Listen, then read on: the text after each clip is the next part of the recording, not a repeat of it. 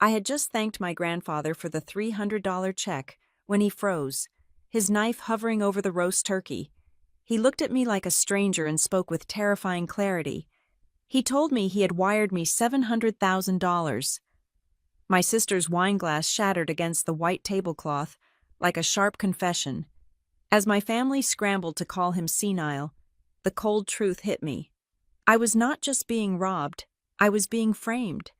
My name is Kendall Graham, and the first sign that my family had erased me from their reality was the security guard at the gate. It was raining, a cold, miserable drizzle that seemed unique to late November in North Carolina. I rolled down the window of my 2008 Honda Civic, bracing myself against the chill. The wiper blades were screeching against the glass, a rhythmic shriek that grated on my nerves. The guard was new. He looked impeccable in his uniform, standing under the heated shelter of the gatehouse that guarded the Crescent Bluff estates. He looked down at my car with the sort of polite disdain reserved for delivery drivers who had lost their way. I stated my name, Kendall Graham.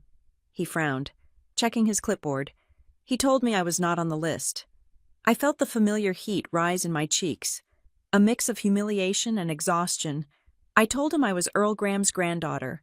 I told him my mother, Celeste, was inside. He hesitated, then picked up the phone. I watched him murmur something, nod, and finally hit the button to open the wrought iron gates. As I drove through, I saw him make a note on his log. I was a guest, an uninvited one. Apparently, the driveway to the Graham estate was a quarter of a mile long, lined with ancient oaks that my grandfather had paid a fortune to preserve when he built this place 30 years ago. The house itself loomed ahead, a Georgian revival mansion that looked more like a museum than a home. Every window was glowing with warm, golden light, promising a Thanksgiving of warmth and abundance. My phone buzzed in the cup holder. It was a text from my mother. "Park behind the equipment shed. The driveway is full." I looked at the driveway. It was empty, save for my father's Range Rover. I gripped the steering wheel tighter. It was not full. She just did not want my dented, rusting sedan sitting next to the pristine landscape architecture. She did not want the neighbors to see that one of the Grahams was driving a car that was worth less than their handbag. I drove around the back, navigating the mud near the shed where the landscaping crew kept their riding mowers. I parked next to a pile of mulch bags. I took a deep breath, checking my reflection in the rearview mirror. I looked tired. Teaching 30 kindergartners how to hold a violin bow at Marigold Ridge Arts Magnet was rewarding. But it aged you. I applied a fresh coat of lipstick, trying to look like I belonged, and stepped out into the rain. By the time I reached the back entrance, soaking my boots in a puddle I had failed to see in the dark, the front of the house was alive with commotion. I walked through the kitchen, dodging the catering staff my mother had hired, so she would not have to lift a finger. The air smelled of sage and roasted poultry. I made my way to the foyer just in time to see the main event. The heavy front doors swung open, and there they were, Brielle and Gavin. My sister looked like she had just stepped out of a filtered Instagram reel. She was wearing a cream-colored cashmere dress that probably cost more than my monthly salary, her blonde hair falling in perfect, glossy waves. Hanging off her arm was Gavin, her husband of 2 years. Gavin worked in high finance, or at least that was what he told everyone. He was wearing a suit that fit him a little too tightly, designed to show off his gym hours. My mother, Celeste, rushed forward, her heels clicking on the marble floor. She embraced Brielle as if she were a returning war hero. She gushed about how radiant Brielle looked. She told Gavin he looked like a titan of industry. My father, Randall, emerged from the den, drink in hand, and actually smiled. He shook Gavin's hand with a vigor he never showed anyone else. I stood by the entrance to the dining room, dripping slightly onto the rug. No one looked at me. It was a fascinating display of hierarchy. Brielle and Gavin were the success stories, the glossy print advertisements for the Graham family legacy. I was the typo they were trying to ignore. Finally, my mother turned.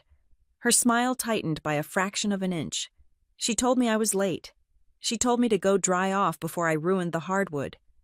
I went to the powder room. dried my hair with a hand towel that was softer than my bed sheets, and stared at myself. I had to get through 4 hours. Just 4 hours. I needed to thank Grandpa Earl for the check he had sent me last week. That was the only reason I had come. That $300 had paid my electric bill and kept my landlord off my back for another week. I needed to show him gratitude. When I returned, everyone was seated at the long mahogany table. The centerpiece was a sprawling arrangement of autumn leaves and exotic orchids that must have cost a fortune. I took the empty seat at the far end, opposite my father. Dinner was a theater production. Gavin held court, talking loudly about a merger he was overseeing.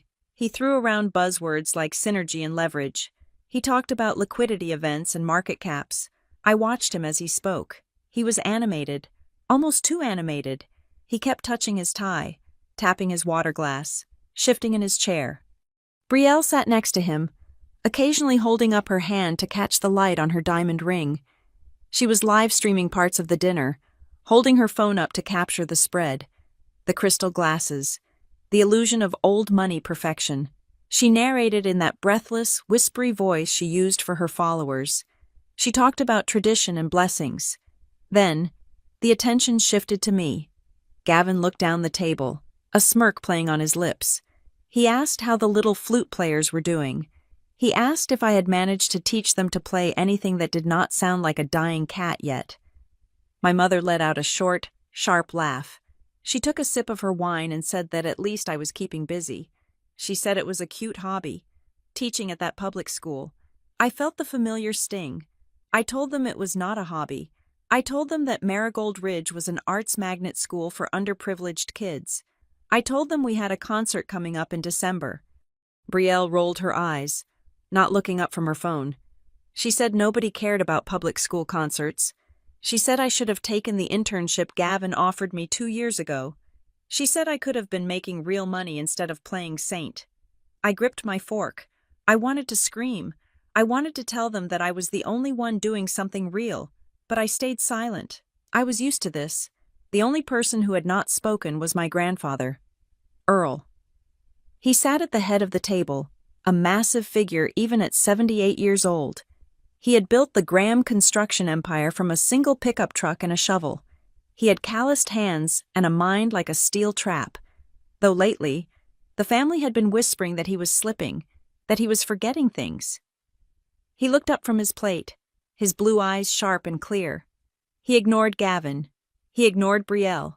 He looked straight at me. He asked me about the scholarship program I was trying to start. He asked if the instruments I had ordered had arrived yet. I felt a lump form in my throat. He remembered. I had told him about the program months ago, in passing. I didn't think he had been listening. I told him we were still short on funding, but the kids were practicing on the old rentals. I told him about a student named Marcus who had perfect pitch but no violin of his own. Earl nodded slowly. He said that was good work. He said work that built something was the only work that mattered. The table went silent. Gavin's smile faltered. My mother looked annoyed that the conversation had shifted away from the golden couple.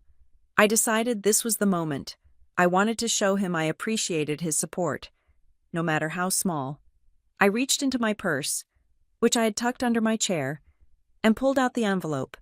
I had already deposited the check via the mobile app, but I had kept the physical copy to write a thank you note on the back, intending to give it to him personally.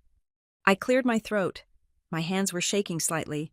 I said, "Grandpa, I wanted to say thank you." I held up the check.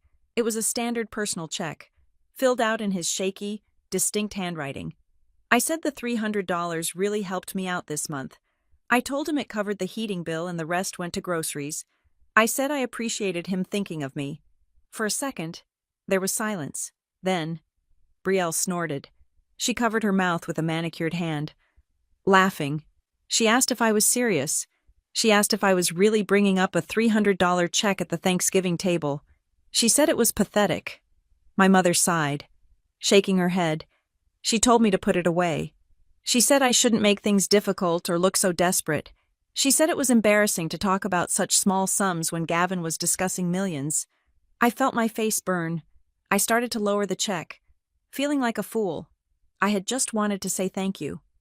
I had just wanted to acknowledge his kindness, but Earl was not laughing. He had been in the middle of carving the turkey. He was holding the heavy silver carving knife in his right hand and a large fork in his left. He stopped. He went completely still. He lowered the knife slowly to the platter. The metal made a dull clink against the china. He turned his head. He looked at me, but it wasn't the warm look from a moment ago. It was a look of absolute confusion, followed immediately by a terrifying, sharp clarity. It was the look of a man who sees a structural crack in a building everyone else thinks is sound. He asked me to repeat that. I stammered. I said, "The check, the $300. Earl stared at me. He spoke very slowly, very clearly. His voice was not the voice of a senile old man. It was the voice of the man who had negotiated contracts with unions and city councils for 50 years. He said, $300. He leaned forward, his knuckles white on the tablecloth. He told me he had wired me $700,000. The air left the room. It didn't just go quiet. The silence was a physical weight. Pressing down on everyone's chest, I froze. I looked at him, trying to process the number. 700,000. It was a number that didn't make sense in my world. My mother started to laugh. A nervous, high-pitched sound. She said, "Oh, Dad, you are confused again." She looked at Gavin. She said Grandpa was having one of his episodes, but then it happened. Brielle, who had been swirling her red wine in her oversized crystal glass, looking bored, went rigid. Her hand spasmed. The glass slipped from her fingers. It hit the edge of her plate and shattered. The sound was explosive in the silent room. Red wine splashed across the pristine white tablecloth, soaking into the fabric like an arterial spray. It dripped down the side of the table, pooling on the expensive rug. Brielle did not move to clean it up. She did not gasp. She sat frozen, her face draining of all color, her eyes wide and terrified. She looked at Gavin. I looked at Gavin too. He wasn't smiling anymore. His face had gone blank, a mask of calculation. He was staring at Earl with a look that wasn't concern for an elderly relative. It was the look of a predator realizing the cage door was unlocked. Earl ignored the shattered glass. He ignored my mother's frantic attempts to signal the maid. He kept his eyes locked on mine. He repeated it. He said he had authorized the transfer on Tuesday. $700,000. To my account. To help with the house. To help with the school. I sat there, the $300 check trembling in my hand. I looked at the wine spreading on the table. I looked at Brielle's terror. I looked at Gavin's cold eyes. And finally, I looked at my mother, who was glaring at me as if I had caused the glass to break, as if I had caused Earl's confusion. But he wasn't confused. The pieces slammed together in my mind with the force of a car crash. Earl had sent $700,000. I had received $300. There was a gap of $699,700. Where did it go? And then, a colder thought washed over me, chilling me deeper than the rain outside ever could.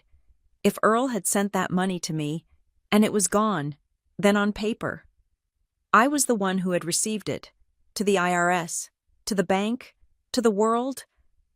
I was the one with nearly $750,000.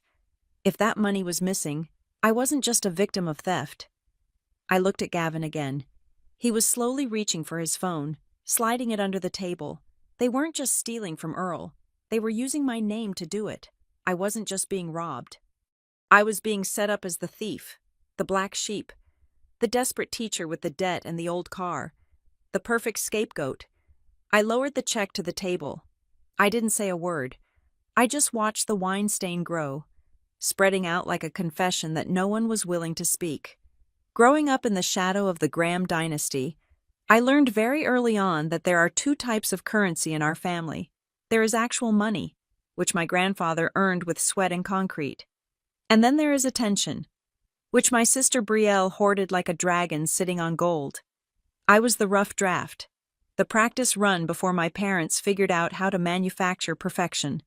Brielle was the final print, glossy and retouched, designed specifically for public consumption. My mother, Celeste, Never said it outright. But the inventory of our lives was clear. Brielle was the asset. I was the liability.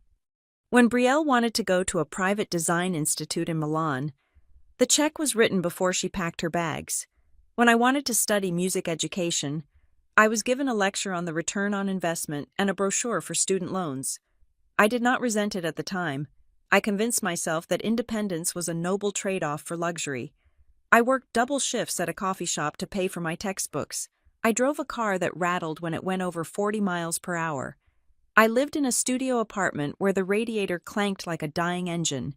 I paid my own way, and in return, I thought I had earned the right to be respected as an adult. I was wrong. In the Graham household, needing nothing did not make you strong. It made you invisible. And needing a little help, like that $300 for my electricity, made you repulsive. It was not just the money, it was the aesthetic. My mother treated her life like a magazine spread where nothing was allowed to be out of place. Earlier that afternoon, before the dinner disaster, I had walked into the kitchen carrying a pecan pie I had baked from scratch. I had spent 4 hours shelling nuts and making the crust, thinking it would be a nice gesture, something warm and real. My mother had looked at the aluminum tin as if I had brought a dead animal into the house. She whisked it away, hiding it in the back of the pantry behind the oversized boxes of gourmet crackers, whispering that the caterers had already provided a tart and we did not want to clutter the dessert table. My homemade effort was an eyesore. It did not fit the brand. Brielle, on the other hand, was the brand. She did not have a job in the traditional sense. She had a platform. She had followers. She had sponsors who sent her boxes of skincare products and vitamins that she promoted with wide smiles and rehearsed captions. Her entire existence was a performance of ease, but I knew the cracks in the foundation. I knew that the lease on her luxury SUV was co-signed by our father. I knew that the vacation photos she posted were often from trips paid for by brand partnerships that barely covered the airfare, leaving Mom and Dad to pick up the 5-star hotel tab. And then there was Gavin. My brother-in-law was a man constructed entirely out of buzzwords and confidence. He liked to corner people at parties and talk about wealth management vehicles and tax mitigation strategies. He used words like arbitrage and liquidity as if they were punctuation marks. But I had noticed something over the last year. He never talked about specifics. He never mentioned a specific client, a specific project, or a specific win. It was always abstract. He was always on the verge of closing something massive, always one meeting away from a windfall. He talked loud to cover the silence where his actual achievements should have been. He wore expensive watches, but I had seen him check his banking app once when he thought no one was looking, and the grimace on his face was not the expression of a man flush with cash. Grandpa Earl was the only one who saw through the fog. He was a man who understood the weight of a dollar because he had lifted the bricks to earn it. He did not care about brand partnerships or liquidity events. He cared about foundations. He cared about things that stood up when the wind blew. That was why he and I had a quiet, unspoken understanding. He knew I was the only one in the family who knew how to balance a checkbook without asking for a bailout. He knew I was teaching kids who had nothing, trying to give them something beautiful in a world that was often ugly. That was why he sent the money to me. He did not send $700,000 to Brielle, who would have spent it on a lifestyle she could not sustain. He did not send it to my mother, who would have used it to renovate a kitchen that was already perfect. He sent it to me. He trusted me to steward it, and that was why the scene at the dinner table was so terrifying. When Earl dropped that number $700,000, I saw something happen to Brielle that went beyond shock. I saw her hands spasm and the wineglass fall. Yes, but in the chaos that followed, while the maid was rushing in with towels and my mother was screeching about the carpet, I saw Brielle's hands move under the table. She was not wringing them in despair. She was typing. It was a rapid, frantic movement of her thumbs against the screen of her phone, her eyes darting around the room to see if anyone was watching. She was not texting a friend for comfort. You do not text a friend with that kind of laser-focused intensity when your grandfather has just accused you of grand larceny. You text an accomplice. You text a cleaner. She looked up, caught my eye. And for a split second, the mask slipped. There was no sisterly concern there. There was no confusion. There was a hard, cold hatred. It was the look of someone who had been caught, not by the police, but by the one person she considered too stupid to figure it out. Then the wall went back up. My mother descended on me. She did not ask if I was okay. She did not ask Earl for clarification. She went into damage control mode. She grabbed my arm, her fingers digging into my bicep with surprising strength. She hissed that I had upset him. She said I knew his mind was fragile. She said I had come here with my sob story about $300 and confused him into thinking he had given me a fortune. She twisted the narrative instantly. In her version of reality, I was the villain who had triggered a senile episode in a helpless old man. I looked at my father, Randall. He was standing by the sideboard, pouring himself another scotch. He heard every word. He saw his wife manhandling his daughter. He saw the panic in Gavin's eyes and the malice in Brielle's, and he did nothing. He just swirled the amber liquid in his glass and looked at the painting of a fox hunt on the wall. He was a ghost in his own house, bought and paid for by his wife's ambition and his father's money, completely unwilling to rock the boat. My mother practically dragged me to the back door. She told me to leave. She said I was toxic. She said I was ruining the holiday. I did not fight her. I was too stunned by the sheer scale of the betrayal. I walked out into the rain, the heavy oak door slamming shut behind me with a finality that felt like a sentence. I sat in my car for a long time. The engine was cold. The rain drummed against the roof, a relentless, drowning sound. I stared at the lit windows of the mansion. Inside, they were probably toasting to my departure. They were probably calming Earl down, telling him it was all a mix-up, telling him that Kendall was confused, that Kendall was struggling, that they would handle it. They were rewriting history while the ink was still wet. I looked at the check for $300 sitting on my passenger seat. It looked ridiculous now, a scrap of paper, a joke, but the $700,000 was not a joke.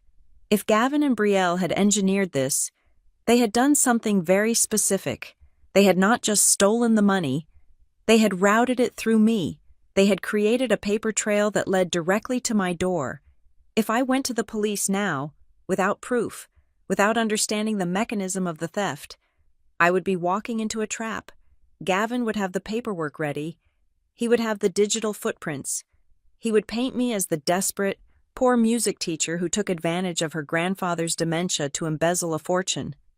My mother would back them up. Not because she hated me, perhaps, but because protecting Brielle and Gavin meant protecting the image of the family. I was expendable. I was the rough draft. The realization hardened something inside me. It felt like a steel rod being inserted into my spine. I was done being the polite one. I was done being the one who accepted the crumbs and said thank you. I was done being the one who parked behind the shed. They thought they were dealing with the Kendall who baked pies and taught kindergartners how to play Twinkle, Twinkle, Little Star. They forgot that I was also the granddaughter of Earl Graham.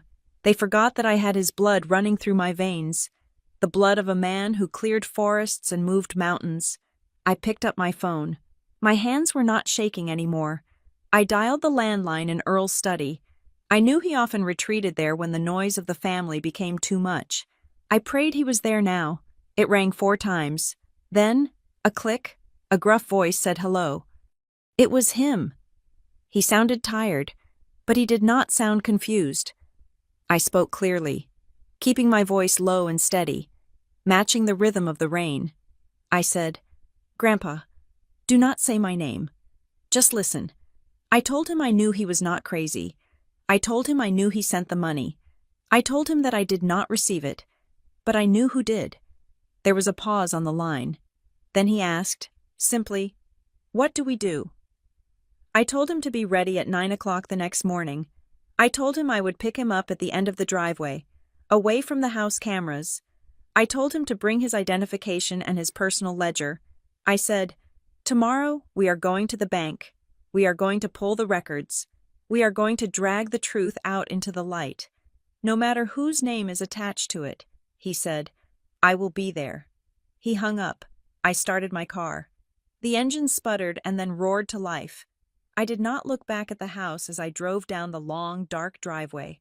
I was not leaving in shame this time. I was leaving to sharpen my knife. They wanted a villain, fine. I would be the villain who tore their perfect little paper castle down to the ground.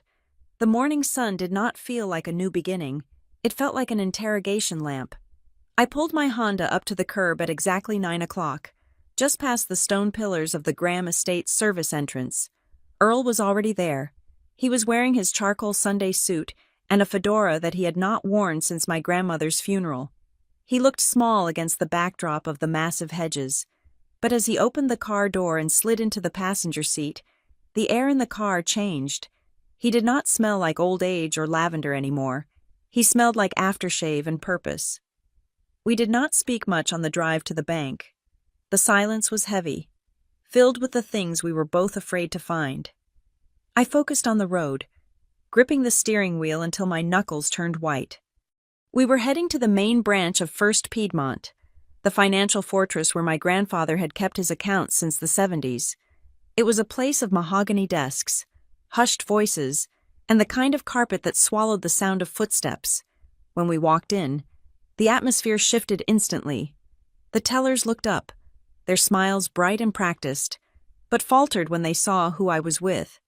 Earl walked with a cane now, but he used it less for support and more like a weapon he was keeping in reserve. We bypassed the line and went straight to the glass-walled office at the back. Mr. Sterling, the branch manager, looked up from his computer. He was a man who looked like he had been manufactured in a factory that produced generic banking executives. He had a perfect part in his hair and a tie that matched his pocket square. When he saw Earl, he stood up too quickly, knocking a pen off his desk. He welcomed us with a nervous energy that set my teeth on edge. He offered coffee. He offered water. He asked how the holiday was. He did everything except ask us why we were there. Earl sat down slowly, resting his hands on the head of his cane. He told Sterling to cut the pleasantries. He said we needed to see the transaction history for his primary holding account, specifically, a transfer of $700,000 made on Tuesday. Sterling froze. His eyes darted to me, then back to Earl. He cleared his throat. He said that for transactions of that size, he usually coordinated with Gavin. He said Gavin was the designated family liaison for the trust accounts. He reached for the phone. He said he should probably get Gavin on the line to make sure everyone was on the same page.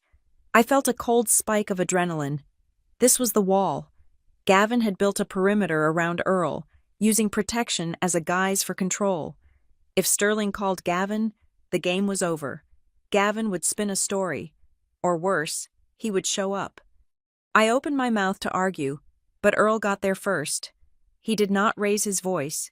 He did not shout. He simply leaned forward, and for a moment, the 78-year-old man vanished, replaced by the foreman who used to fire men twice his size for cutting corners. He asked Sterling whose name was on the account. He asked whose money built this bank branch back in 1982. He asked if Sterling wanted to remain employed by the time the lunch hour rolled around. Earl said he did not give a damn about protocols involving his granddaughter's husband. He said he wanted the trace, and he wanted it now. Sterling slowly lowered his hand from the phone. He looked at Earl, and he saw something that terrified him. He nodded. He sat back down and began to type. The clicking of the keyboard was the only sound in the room. It sounded like a ticking clock. After 2 agonizing minutes, the printer in the corner whirred to life. Sterling stood up, retrieved a single sheet of paper, and slid it across the polished mahogany desk. He said the transfer was cleared and completed. He said the funds had been moved to a business account. I looked at the paper. My breath hitched in my throat. The recipient listed was not a shell company in the Cayman Islands. It was not a numbered account. It read, Kendall Graham Arts LLC. I stared at the words, willing them to change. The room seemed to tilt. I looked at Earl. His face was unreadable. I whispered that I did not have an LLC. I said I had never registered a business in my life. Sterling looked at me with a mixture of pity and skepticism. He pulled a file from a drawer. He said that the bank had received the articles of incorporation and the account opening documents digitally 3 weeks ago. He slid a second piece of paper toward me. It was a signature card, and there, At the bottom, in blue ink, was my signature. It was not a forgery that looked kinda like mine. It was my signature. The loop of the K, the sharp angle of the G, the way I trailed off at the end. It was perfect. It was so perfect that for a second, I questioned my own sanity. Had I done this? Had I blacked out and opened a company? No. That was impossible. I looked closer. The pressure of the ink was uniform. There were no variations in line weight. It wasn't written. It was traced, or copied. I told them this was not real. I told them someone had copied my signature. Sterling sighed. He said he understood this was a difficult situation. He said that often, in families with complex finances, things could get confused. He was giving me an out. He was offering me the misunderstanding narrative, but his eyes were cold. He believed the paper. Earl spoke up. He asked where the bank account for this LLC was located. Sterling adjusted his glasses. He said it was a digital fintech bank. He said they had no physical branches. He said all he could see was the routing number and the legal entity name. He said once the money left First Piedmont, it was out of his jurisdiction. I felt sick. A digital bank, an LLC in my name, a signature that looked real. Then Earl said something that made the blood drain from my face completely. He said he remembered the day he made the transfer. He said he had been in his study. He said his cataracts were bad that day, and the screen was blurry. He said Brielle had come in to bring him tea. He said he had asked her to help him type in the account number I had supposedly sent him. He looked at me, his eyes wide with a terrible realization. He said Brielle held the phone. He said she read the numbers out loud as she typed them. I closed my eyes. It wasn't just a theft. It was a masterpiece of framing. Brielle had not just stolen the money. She had created a destination that looked exactly like me. She had likely lifted my signature from a birthday card or one of the many documents I had signed for the family over the years. She had opened an online bank account in my name, which is terrifyingly easy to do if you have someone's social security number and a copy of their ID. And my mother kept all our vital documents in the safe in the library. Brielle had access to everything. If the police looked at this right now, they would not see a victim. They would see a struggling school teacher who created a shell company, forged a reason for a transfer, and convinced her senile grandfather to sign off on it. I looked at Sterling. I asked for the address. I asked where Kendall Graham Arts LLC was registered. Sterling hesitated, then pointed to a line on the incorporation document. It was not my apartment address. It was not the school. It was Box 404. The Parcel Concierge, 112 Crescent Boulevard. I knew the place. It was a high-end shipping and mail center in the middle of the most expensive shopping district in Crescent Bluff. It was the kind of place where people with too much money sent their packages so they did not have to deal with the common mail carriers. Earl grabbed his cane. He said we were going to the police station. He said we were going to file a fraud report immediately. I put my hand on his arm. I pressed down firmly. I said no. Earl looked at me, shocked. He asked why the hell not. I lowered my voice, leaning in so Sterling could not hear every word, though I knew he was listening. I told Earl that if we went to the police now, with only this paper, Gavin would spin it. I told him Gavin would say, I set the whole thing up and was now trying to cover my tracks because I got caught. I told him the evidence pointed to me, not them. I told him that my signature was on that card. I told him the money went to a company with my name. I said we did not have a smoking gun yet. We had a mirror that was reflecting my own face back at me. If I went to the authorities now, I would be handing Gavin the shovel to bury me. I stood up. I took the papers from the desk. I folded them neatly and put them in my purse. I thanked Mr. Sterling for his time. I told him we would handle this internally for now. Sterling looked relieved. He did not want a scandal. He just wanted us gone. We walked out of the bank into the gray daylight. The rain had stopped, but the air was thick and cold. Earl leaned against the car. He looked older than he had an hour ago. He asked me what we were going to do if we were not going to the police. I looked at the address on the paper again, Box 404. I told him that an LLC is just a piece of paper. I said a bank account is just numbers, but someone had to physically go to that box. Someone had to pick up the mail. Someone had to be the face of the operation. Brielle was lazy. She wouldn't drive to a sketchy part of town. That was why she picked the parcel concierge. It was convenient. It was near her favorite boutiques. I told Earl that we were going to find out who was opening box 404. I said I needed to drop him off at home. I said he needed to act normal. I said he needed to pretend that the trip to the bank was just a confused old man checking his balance and forgetting what he saw. He straightened up. The fierce light was back in his eyes. He said he could play the part. He said he had been playing the part of the silent observer for years. I got into the driver's seat. The fear was still there, churning in my stomach. But it was being overtaken by something else, a hunter's instinct. They had used my name. They had used my identity. They thought I was just a music teacher who played by the rules. I put the car in gear. I was going to the parcel concierge. I was not going to ask for the manager. I was going to wait. And I was going to see which one of my loving family members came to collect the rewards of their betrayal. The gap between $300 and $700,000 was about to get a lot smaller. The parcel concierge was not a post office. It was a sanctuary for people who considered standing in line to be a human rights violation. Located in the heart of the Crescent Bluff shopping district, it sat nestled between a boutique that sold artisan olive oil and a jeweler who required an appointment just to look at the window display.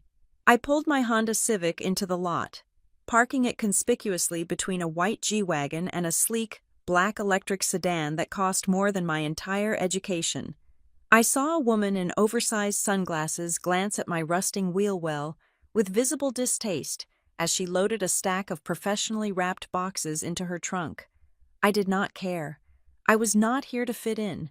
I was here to hunt. I smoothed down my coat. It was a practical wool blend I had bought on sale 3 years ago.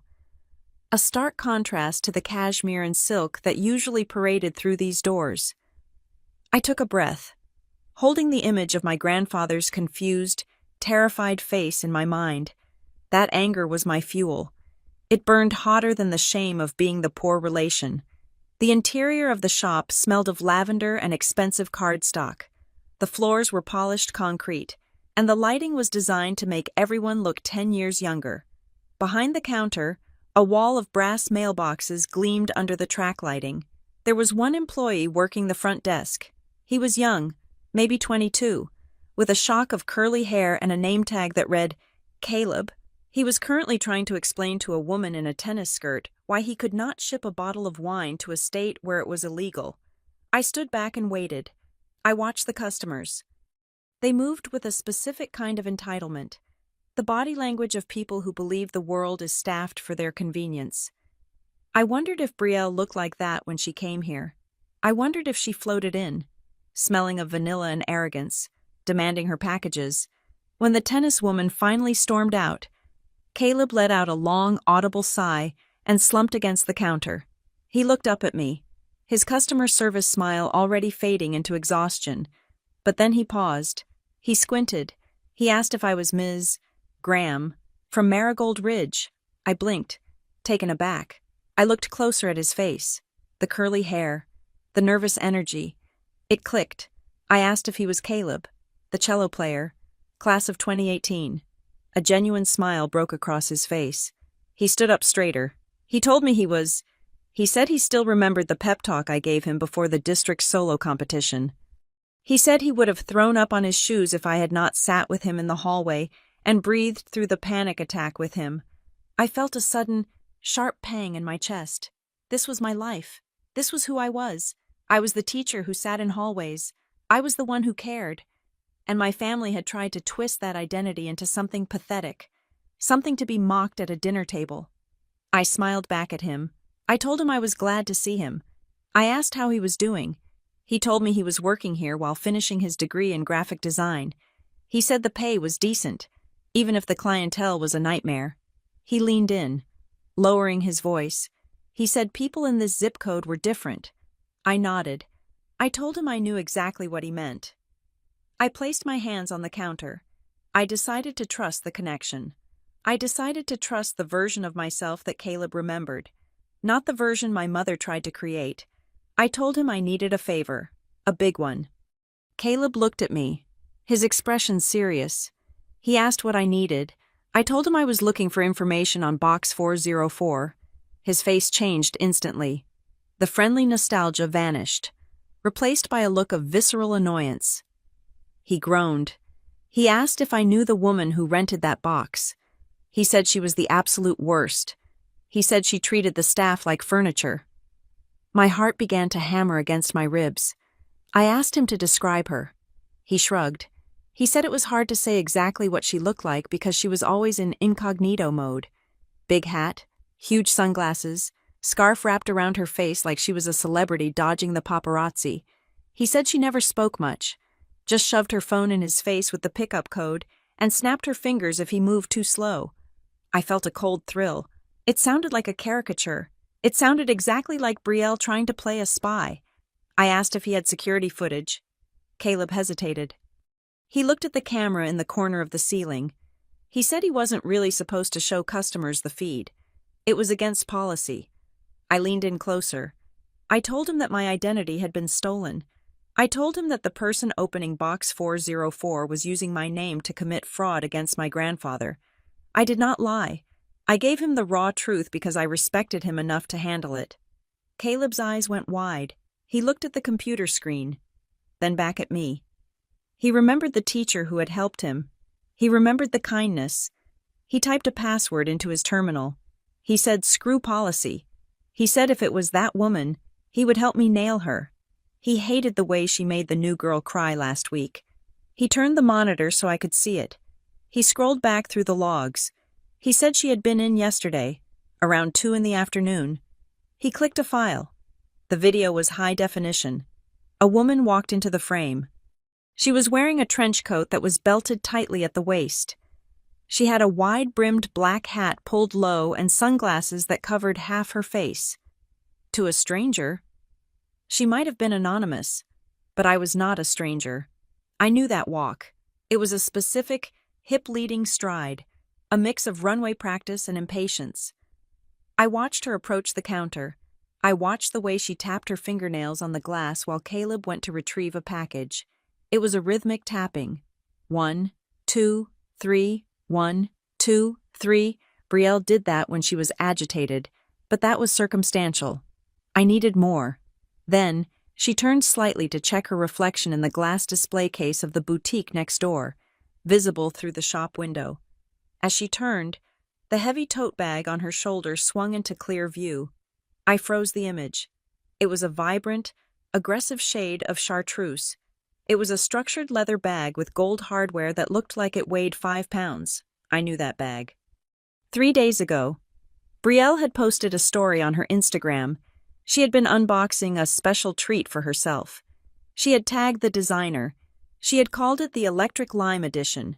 She had bragged that there were only 50 of them made in the entire country. I pointed at the screen. I asked Caleb if he could zoom in on the bag. He did. The color popped against the gray of the trench coat. I pulled out my phone. I opened Brielle's Instagram profile. I scrolled down to her highlights reel titled, Hauls. I found the video. I held my phone up next to the monitor. The bag on the screen and the bag on the phone were identical. Caleb whistled low. He said that was a match. I watched the rest of the clip. Caleb handed her 3 large boxes. She did not thank him. She did not make eye contact. She just pointed to the door, indicating he should help her carry them. I asked Caleb what was in those boxes. He checked the log.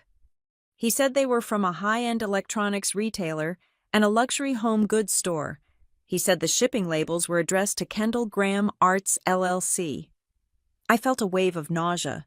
She wasn't just stealing the money. She was shopping with it. She was buying flat-screen televisions and designer sheets and God knows what else. And she was funneling it all through a fake company that bore my name. Every time she signed for a package, she was cementing the lie. She was building a physical inventory of goods that, on paper, belonged to me.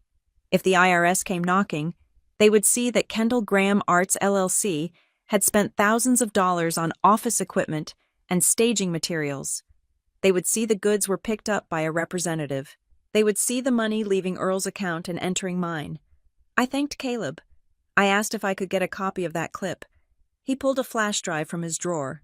He said he would do me one better. He downloaded the last 5 visits she had made. He said she came in about twice a week. I took the drive. It felt heavy in my hand. Heavier than the plastic it was made of. It was ammunition. I walked back out to my car. The rain starting to spit again. I sat in the driver's seat and stared at the steering wheel. I had the who. It was Brielle. There was no doubt now, but as I watched the shoppers hurry past, a nagging thought took root in my mind. Brielle was greedy. She was vain. She was cruel. But she was not a detail person. Brielle could not file her own taxes. She once paid a service to organize her closet because she found it too overwhelming. The idea of her setting up an LLC, obtaining an employer identification number, opening a digital business bank account, and creating a layered paper trail. It did not fit. Brielle was the consumer. She was the one who wanted the bag and the camera time. She was the face of the operation. But the structure, the digital banking, the complex routing of funds that made it look like a legitimate business transfer that smelled like Gavin, who walked around parties talking about tax shelters. Gavin, who bragged about his knowledge of corporate structures. Gavin, who always made sure he was the one translating the financial jargon for the family. Brielle was the loot. Gavin was the heist. He was using her too. He was letting her take the risk, letting her walk into the store with the camera trained on her face, letting her carry the stolen goods. If things went south, Brielle was the one on the tape. Brielle was the one with the bag, and I was the one with the name. Gavin was nowhere to be found in the paperwork or the footage. He was clean. I realized then that I could not just walk into a family meeting and shout the truth. They would shred me. Gavin would talk circles around me with legal terms I did not understand. He would claim the LLC was identity theft by a stranger, and Brielle was just picking up packages she thought were gifts. He would find a loophole. I needed someone who knew how to dig through the dirt without getting dirty. I needed someone who could look at a digital footprint and see the person standing in the shadows. I scrolled through my contacts until I found a name I had not called in 2 years. Miles Redd. Miles was a private investigator. Before that, he had been a forensic accountant for the state. He was a man who saw the world in spreadsheets and hidden assets. He also owed me, 2 years ago. His son, Leo, had wanted to quit music. Leo was on the spectrum and struggled with the noise and chaos of the regular band class. I had created a quiet, one-on-one curriculum for him during my lunch breaks. I had sat with him until he found his rhythm on the piano. Miles had cried at the winter recital when Leo played his solo. He had told me that if I ever needed anything at all, I should call. I pressed the call button. It rang twice. A deep, gravelly voice answered. He said hello. "Kendall, I didn't waste time on pleasantries." I said, "Miles, remember when you told me you were good at finding things that people wanted to keep hidden?" He said he remembered. I said, "I need you to find $700,000, and I need you to find out why my brother-in-law, Gavin, is pretending to be a financial genius when I think he is actually a thief." There was a pause. I could hear the sound of a lighter clicking and a long exhale. Miles said, "Tell me everything. Start from the turkey." I put the car in reverse. The hunt was expanding. I wasn't just looking for a thief anymore. I was looking for the architect of my destruction, and I was going to bring the blueprints down on his head. Miles Redd's office was located in a strip mall that had seen better days, wedged between a dry cleaner and a dentist who offered discount whitening. It was not the kind of place where high-stakes corporate espionage usually unraveled, but Miles preferred it that way. He said it lowered people's expectations. I walked in on Tuesday evening, shaking the rain off my umbrella. Miles was sitting behind a desk buried under stacks of paper, the blue light of his monitors reflecting in his glasses. He looked up, and for the first time since I had known him, he did not smile. He looked worried. He gestured to the chair opposite him. He did not offer me tea or water. He simply pushed a thick manila folder across the desk. He told me I was not going to like what was in there. He said that if I thought I was dealing with a simple case of greed, I was wrong. He said I was dealing with a man who was drowning and trying to use my grandfather as a life raft. I opened the folder. The first photo was grainy, taken from a distance with a telephoto lens. It showed Gavin. He was not in a high-rise office downtown. He was sitting at a small, round table in a chain coffee shop about 5 miles from the Crescent Bluff estate. He was wearing his expensive suit, but his tie was loosened, and he was slumped over his laptop. Miles leaned back in his chair, lacing his fingers together. He told me that for the last 3 days, that table was Gavin's office. He said Gavin arrived at 8:30 in the morning, bought a single medium latte, and sat there until 5. I looked closer at the photo. Gavin looked haggard. He was holding his phone, but he wasn't speaking. Miles explained that Gavin pretended to take calls. He said he watched him hold the phone to his ear and nod at empty air for 20 minutes at a time, just in case anyone was watching. He said it was a performance for an audience of 0. I felt a chill. The arrogance Gavin had displayed at Thanksgiving, the talk of mergers and acquisitions, the way he belittled my teaching job, it was all a costume. I asked Miles if Gavin had a job. Miles slid a single sheet of paper out from the bottom of the stack. It was a photocopy of a termination letter from a mid-sized investment firm in Charlotte. It was dated 4 months ago. He pointed to the second paragraph. The reason for termination was listed as compliance violations and unauthorized trading. Miles said Gavin didn't just lose his job. He said Gavin was blacklisted. He said no reputable firm would touch him with a 10-foot pole. He said Gavin had been unemployed since August. I stared at the date. August. That meant for the last 4 months. Gavin had been waking up, putting on a suit, kissing Brielle goodbye, and driving to a coffee shop to stare at a screen and pretend he still mattered. But being unemployed did not explain the need for $700,000. You could live on savings for a while. I turned the page. It was a credit report, or rather, a disaster report. Miles ran a hand through his thinning hair. He said this was where it got ugly. He said Gavin had maxed out 4 premium credit cards. He had taken out a line of credit on his car, and then he had gone to the secondary market. I asked what he meant by secondary market. Miles said loan sharks. He said online predatory lenders with interest rates that should be illegal. I looked at the bank statements Miles had dug up. There were dozens of transactions to websites I didn't recognize. Royal Flush Digital, Bet Limitless, Vegas Direct. My stomach dropped. He wasn't trading stocks.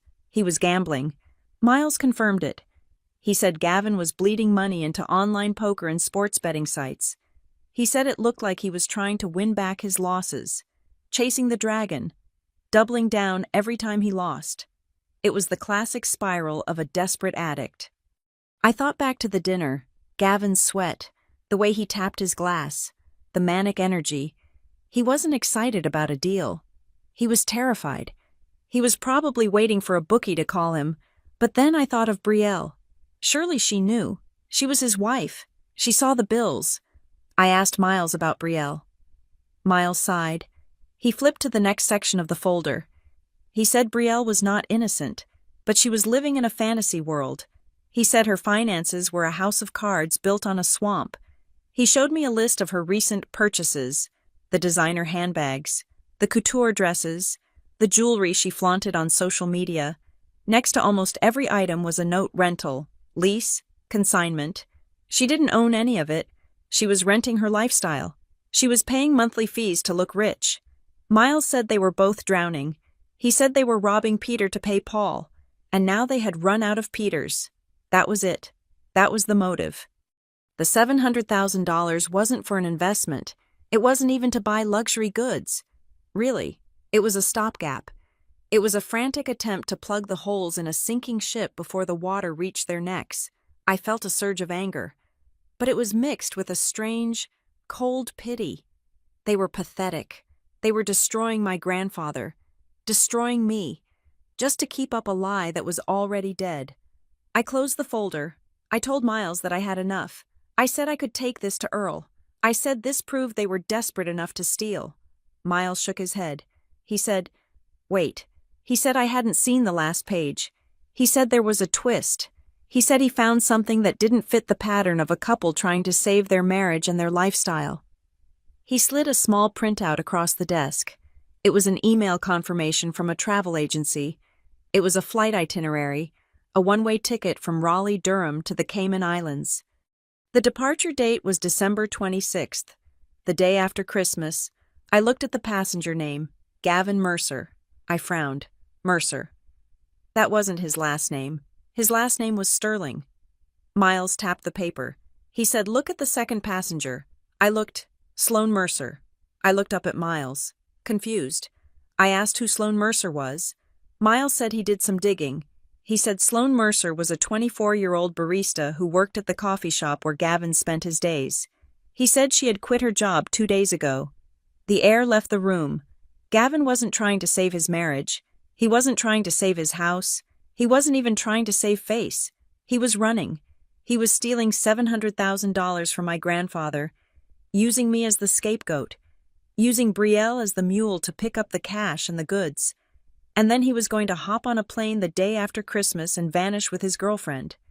He was going to leave Brielle behind to face the police, the debt collectors, and the shame. I sat there, stunned. I hated Brielle. She had bullied me my entire life. She was currently framing me for a felony. She was cruel, vain, and shallow, but she was also being played. She was walking into luxury stores, signing her name, or rather, my name on receipts, thinking she and Gavin were partners in crime. She thought they were Bonnie and Clyde. She didn't realize she was just the getaway driver who was going to be left in the burning car. I felt a wave of nausea. This was evil on a level I hadn't anticipated. Gavin was a parasite. He had eaten through his own life, and now he was eating through ours before moving on to a new host. I stood up. My legs felt shaky. I asked Miles if he was sure about this. He nodded. He said the tickets were non-refundable. He said Gavin had also moved a small chunk of money, about $50,000, into an offshore account under the name Mercer last week. He said the $700,000 was the main payload. Once he got his hands on that liquid cash, he was gone. I grabbed the folder. I held it to my chest like a shield. I told Miles I had to go. I told him I had to get to Earl. I drove back to Crescent Bluff in a daze. The Christmas lights were up on the lampposts now, festive and bright, mocking the darkness I was carrying in the passenger seat. I pulled into the service entrance of the estate again, parking in the shadows. I texted Earl, "Come to the greenhouse, now." He met me there 10 minutes later, wrapped in a heavy wool coat. The greenhouse was his sanctuary, filled with the orchids he had loved since my grandmother died. It was warm and humid, smelling of damp earth and moss. I didn't sugarcoat it. I didn't try to soften the blow. I laid the photos on the potting bench. I showed him the termination letter. I showed him the gambling debts. Earl looked at them, his face gray and still. He didn't say a word. He just flipped through the pages, his hand trembling slightly. Then I showed him the flight itinerary. I told him, "Grandpa, listen to me. I said the $700,000 isn't an investment. It isn't a mistake. I said it is a test run." I looked him in the eye. I said Gavin is desperate. He is in debt up to his eyeballs. He is planning to leave the country in 3 weeks. I said $700,000 is a lot of money, but it isn't enough to sustain a life on the run forever. Not for a man like Gavin. I said if he gets away with this, if he thinks he has fooled us, he won't stop at the cash. I grabbed Earl's hand. It felt cold and fragile. I told him that Gavin was coming for everything. I told him that Gavin likely had papers drawn up to take control of the entire estate. I told him Gavin needed a big score to disappear with. I said, "He is going to try to liquidate you. Grandpa, he is going to try to get you to sign over the house, the accounts, the land. He's going to try to take it all before he gets on that plane." Earl looked up from the papers. The sorrow in his eyes was heartbreaking. He looked at the photo of Brielle, smiling in her rented dress. He asked, "Does she know? Does she know he's leaving her?" I shook my head. I said no. I said she thinks she is winning. She thinks she is the queen of the chessboard. She doesn't know she is just a pawn that's about to be sacrificed. Earl straightened up. He took a deep breath, inhaling the scent of the orchids. He said he had built this family from nothing. He said he had made mistakes. He said he had let them become soft. He said he had let them become vultures, but he said he was not dead yet. He looked at me. He said, "Kendall, you were right. You were right about everything." He asked me what we were going to do. I looked at the flight date again, December 26th. I said we have time. Not much, but enough. I said we aren't going to stop him. Not yet. I said we are going to let him think he has won. We are going to let him think the money is safe. We are going to let him think you are confused and pliable. I said we are going to wait until he makes his final move. We are going to wait until he tries to take the rest. I said, we are going to catch him with his hand in the cookie jar. Grandpa, but not just for the money. We are going to expose him for the flight. We are going to show Brielle exactly who she married. Earl nodded. A grim determination settled over his features. He said, "Okay." He said, "Let's play the game." I looked out the glass walls of the greenhouse at the main house, glowing in the distance. The enemy was inside, sleeping in silk sheets, dreaming of beaches and escape. He didn't know that the girl with the $300 check was standing in the dark, holding the match that was going to burn his entire world down. The air in the greenhouse was heavy with the scent of damp earth and blooming orchids, but the document Earl placed on the potting bench smelled like ink and betrayal. Earl smoothed the paper with a hand that was trembling, not from age, but from a rage he was fighting to contain. He told me to look at paragraph 4. I leaned in under the grow lights. The document was titled, "The Graham Family Asset Protection and Tax Efficiency Trust." It sounded boring. It sounded safe. It was exactly the kind of title Gavin would use to put a restless mind to sleep. But as I read the legal jargon, the blood in my veins turned to ice. The clause stated that due to the declining cognitive health of the primary grantor, Earl full administrative power, including the right to liquidate assets, sell real estate, and manage all banking institutions, would be transferred to the trustee. I looked at the name of the trustee. It was not my mother. It was not a neutral law firm. It was Gavin Mercer. Earl whispered that Gavin had been pushing this in front of him for weeks. He said Gavin called it a formality. He said Gavin told him it was just to save the estate 40% in death taxes. He said Gavin promised that nothing would actually change, that it was just a piece of paper to keep the government away. I looked up at my grandfather. I asked him if he had signed it. Earl shook his head slowly. He said he had stalled. He said he told Gavin he needed to read the fine print. But he admitted that before the turkey incident, before the $300 check turned into a $700,000 nightmare, he had been close to signing. He had trusted Gavin. He had believed that the young man in the suit actually cared about the legacy.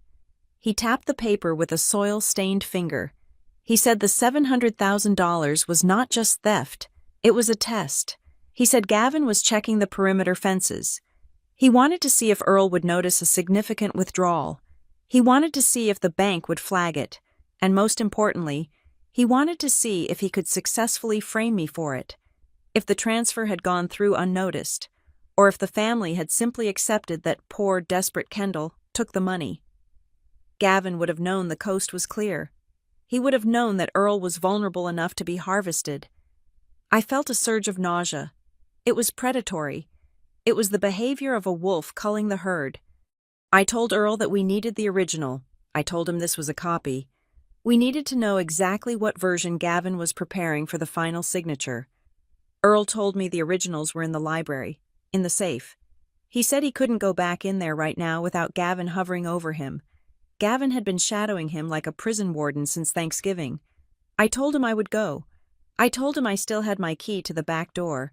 I told him everyone was out at the country club for the Friday night mixer. The house should be empty. I left Earl in the greenhouse and made my way through the dark garden. The rain had started again, a cold mist that clung to my hair. I slipped into the house through the mudroom, the silence of the mansion pressing against my ears. I moved through the hallways like a ghost. I knew which floorboards creaked. I knew how to avoid the motion sensors by hugging the walls. I made it to the library door, my heart hammering against my ribs. But the house was not empty. I heard voices. They were coming from the small sitting room adjacent to the library. The door was cracked open just an inch. I froze. I recognized the voices immediately. It was my mother, Celeste, and my sister, Brielle. They were not at the country club. I pressed my back against the wall, holding my breath. I should have left. I should have run, but something in their tone made me stay.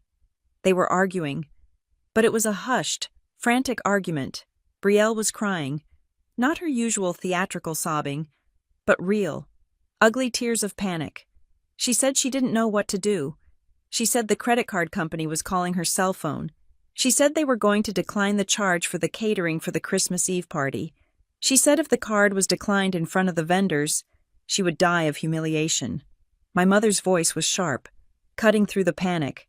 She told Brielle to pull herself together. She said crying gave you wrinkles. Brielle whined that she needed $12,000 by tomorrow morning. She said Gavin told her the funds were tied up in allocations and would clear next week, but she couldn't wait next week. I waited for my mother to scold her. I waited for Celeste to tell Brielle to get a job, or to stop spending money she didn't have. Instead, I heard the sound of a velvet box snapping open. My mother's voice softened. She said, "Take this." There was a pause. Then Brielle gasped. She asked if this was Grandma's pearl choker, the one with the sapphire clasp. I stopped breathing. That necklace was the one thing my grandmother had specifically promised me. She had worn it on her wedding day. When I was 16, she had fastened it around my neck and told me that when I got married, or when I achieved my first big success, it would be mine. It was listed in the family trust as a specific bequest to Kendall Graham. My mother said, "Take it to the jeweler on 4th Street. He will give you cash. Do not pawn it. Sell it." Brielle hesitated. She asked, "Isn't this for Kendall?" She said she thought Grandma wanted Kendall to have it. My mother's reply was so cold, so matter-of-fact, that it felt like a physical blow to my chest. She said, "Kendall doesn't need pearls to teach music in a public school." She said, "Kendall is used to enduring things. She is used to going without. She is a survivor." "Brielle, you are not," she said. "You are the one who has to keep up the image of this family. If you look poor, we all look poor. Kendall is already a lost cause." I slid down the wall until I was crouching on the floor. I didn't cry. I didn't feel like crying. I felt like something inside me had just been cauterized. For years. I had thought my mother's coldness was just disappointment. I thought if I worked harder, if I was kinder, if I was more successful, she would finally see me. I thought she was just tough on me to make me stronger, but I was wrong. She didn't want me to be strong. She needed me to be the sacrifice. She was willing to burn my inheritance, my memories, and my dignity just to keep Brielle warm for another week. She was feeding me to the wolves to save the sheep she preferred. I listened as Brielle sniffled and accepted the box. I heard them discussing how to explain its disappearance to Earl. My mother suggested they say it was lost during cleaning, or perhaps that I had taken it and sold it myself. That was the final straw. They were already planning to frame me for this. 2. I stood up. I didn't go into the library. I didn't need the papers anymore. I knew enough.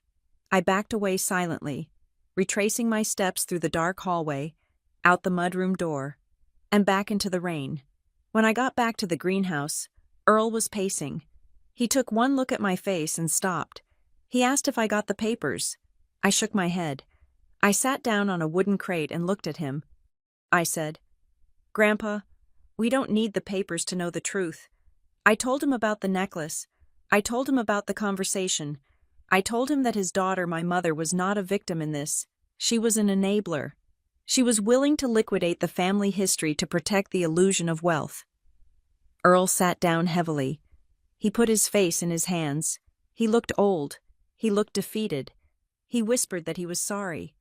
He said he had failed me. I reached out and took his hands. They were rough, warm, and real. I said, "No, you didn't fail me, but we are done playing defense." I looked at him with a clarity I had never felt before. The desire for my mother's love was gone. The desire for acceptance was gone. All that was left was the mission. I said, "If we go to the police right now, Gavin will panic." I explained the logic. If we arrested him tonight, he would claim the $700,000 was a misunderstanding. He would claim Brielle opened the LLC. He would claim the flight to the Caymans was a surprise vacation. He would hire a shark lawyer, and with the compliance documents he had been forcing Earl to sign, he might even argue that Earl was mentally incompetent and that Gavin was acting as his protector. And worse, he would destroy Brielle. He would pin the identity theft on her and leave her to rot while he used his hidden stash to flee. I hated Brielle for taking the necklace, but I wasn't going to let Gavin destroy the entire family just so he could sip Mai Tais on a beach with a 24-year-old barista. I said, "We need him to feel safe. We need him to think he has won." Earl looked up. He asked what I had in mind. I said, "The Christmas Eve party. It was in 3 days. The entire social elite of Crescent Bluff would be there. My mother's friends, Gavin's associates, the people whose opinions mattered more to them than oxygen." I told Earl the plan. I said, "On Christmas Eve, you are going to give Gavin what he wants." Earl frowned. He asked if I meant the signature. I nodded. I said, "You are going to play the part, Grandpa. You are going to be the confused, tired old man they think you are. You are going to tell Gavin that you are ready to sign the tax protection papers during the party." I said, "Gavin will be ecstatic. He will be arrogant. He will think he has pulled off the heist of the century. He will relax. He will probably even cancel his backup plans because he thinks he has secured the main vault." Earl's eyes narrowed. He asked, and then I said, "And then, right before the ink dries, we turn on the lights." I told him I needed time to assemble the package. I needed Nina, the prosecutor. I needed Miles to finalize the trace on the offshore accounts. I needed the video footage from the parcel center. I said, "I don't just want to stop him. I want to nuke him." I told Earl that for this to work, I needed a kill shot. I needed undeniable proof that linked Gavin directly to the fraud. Something that bypassed Brielle and the LLC. I told him about the mortgage. Miles had mentioned a secondary line of credit on the main house. To get that, Gavin would have needed Earl's signature on a document before the guardianship was active. I asked Earl if he had signed a mortgage modification 6 months ago. Earl said absolutely not. The house was paid off in 1995. I smiled. A cold, hard smile. I said, "Then he forged it. And forgery of a federal housing document is a felony that doesn't need a complex trial to prove." I stood up. I said, "Grandpa, go back inside. Complain about your memory. Ask Gavin where you put your glasses. Ask him when you can sign those papers to make sure the government doesn't take the money." I said, "Make him feel like the king of the castle." Earl stood up. He buttoned his coat. He looked at me, and I saw a flash of the man who had built a skyscraper in a thunderstorm. He said, "I can do that. I can play the fool." He paused at the door of the greenhouse. He asked, "What about the necklace I touched my throat? Where the phantom weight of the pearls should have been?" I said, "Let it go. It's the price of admission for what comes next." I watched him walk back to the house, a lone figure in the dark. I got into my car. I didn't turn on the radio. I drove back to my small apartment, the one with the drafty windows and the noisy heater. I took a shower and washed the rain and the mud off my skin. I looked in the mirror. I didn't look like a victim anymore. I looked like a prosecutor preparing her opening statement. My mother had said I was used to enduring. She was right, but she forgot one thing about people who endure: we survive. And eventually, we stop just surviving. We start settling the score. I picked up my phone and dialed Miles. I said, "Miles, get Nina on the line. We are going to throw a party. I invited Brielle to meet me at the Glass House, a solarium-style cafe in downtown Raleigh where the latte foam art was more important than the coffee itself. It was neutral ground, but it was her territory. I knew she would feel comfortable there, surrounded by influencers and socialites. Comfort breeds carelessness. I arrived early and secured a corner table. I taped the small, high-fidelity recorder Miles had given me to the underside of the table, right near where Brielle would sit. I checked the connection to my phone, which was recording via Bluetooth. When Brielle arrived, she was 20 minutes late. She wore oversized sunglasses and the nervous, irritated energy of someone who felt put upon. She did not hug me. She sat down, ordered a sparkling water with lime, and looked at me with open disdain. I started the performance. I slumped my shoulders. I kept my voice low and wavering. I told her I was sorry. I told her the dinner had been a mistake. I said I was just stressed about money and jealous of her success. I said I didn't want to fight anymore. Brielle relaxed instantly. Her posture softened. She took a sip of her water and sighed, a sound that was half pity, half triumph. She said she was glad I finally came to my senses.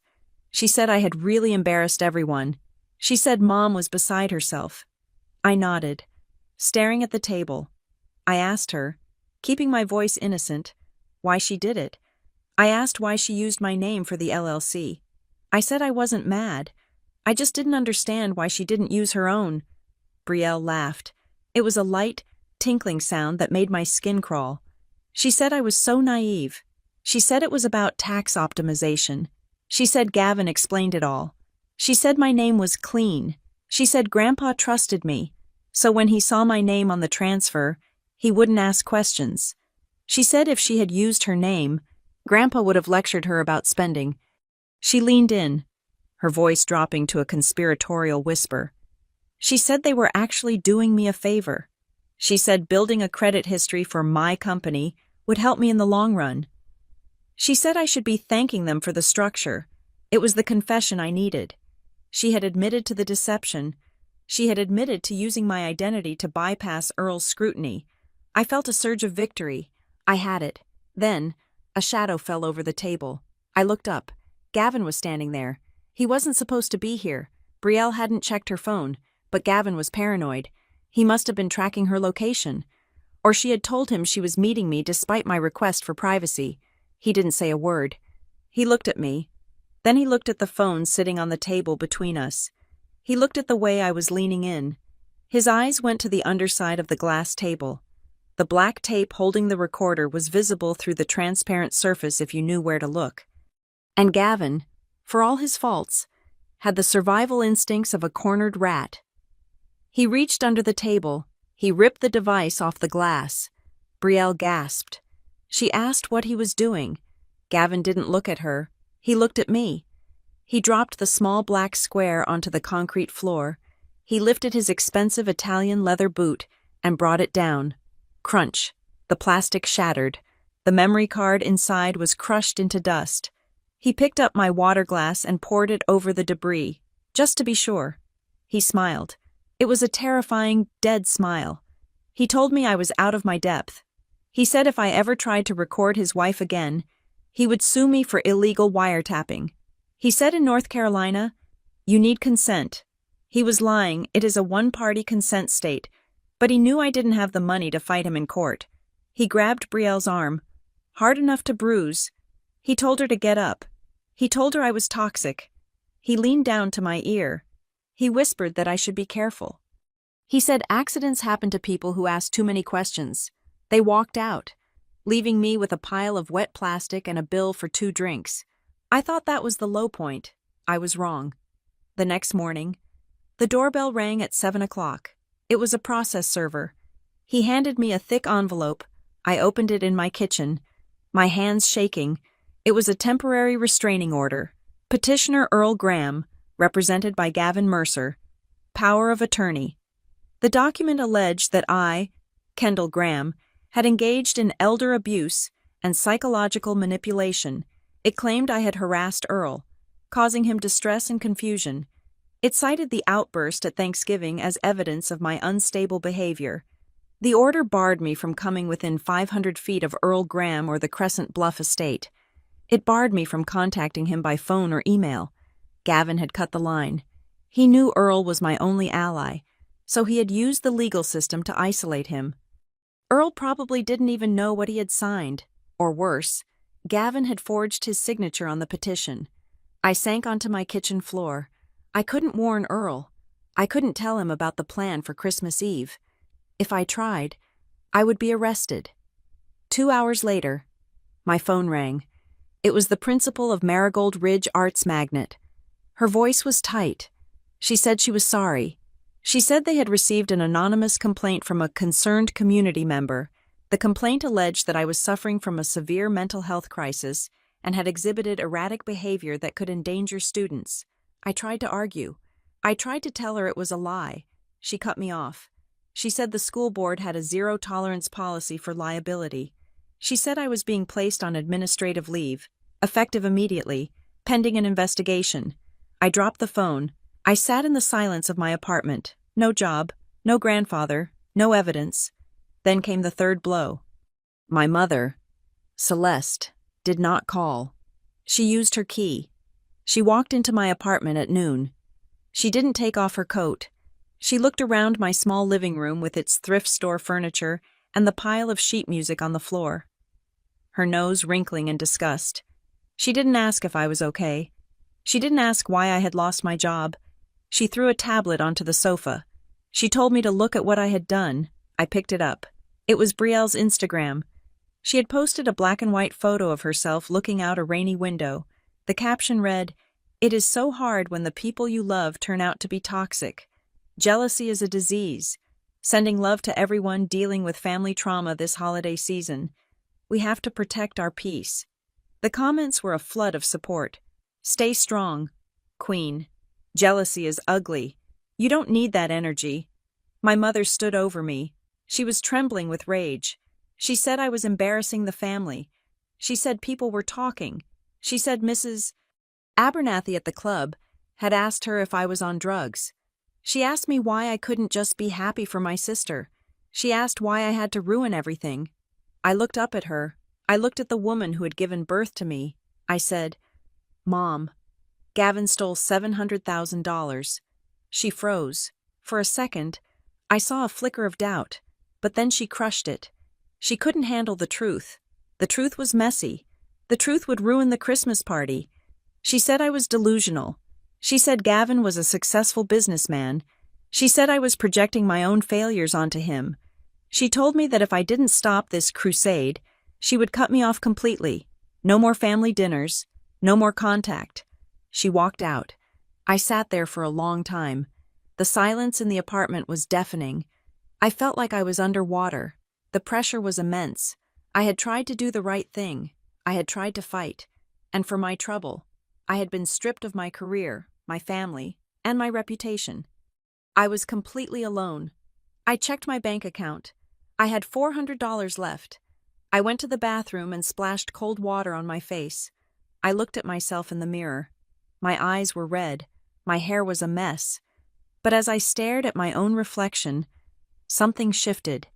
They had taken my job. They had taken my family. They had taken my reputation, which meant I had absolutely nothing left to lose. Fear requires something to protect. I had nothing to protect anymore. I wasn't a teacher anymore. I wasn't a granddaughter. I wasn't a daughter. I was just a woman with a truth that nobody wanted to hear. I grabbed my coat. I drove to Miles's office. When I walked in, Miles was on the phone. He took one look at my face and hung up. He didn't ask what happened. He knew. He had probably seen the social media posts. He probably knew about the restraining order. He stood up and walked to the door of the back office. He waved me over. He said there was someone I needed to meet. Sitting at a small conference table was a woman I recognized, though I hadn't seen her in 10 years. Nina Hart. We had gone to high school together, back then. She was the quiet girl who read true crime novels during lunch. Now, she was wearing a sharp navy blazer and looking at a file with the intensity of a hawk. She stood up and shook my hand. Her grip was firm. She said Miles had briefed her.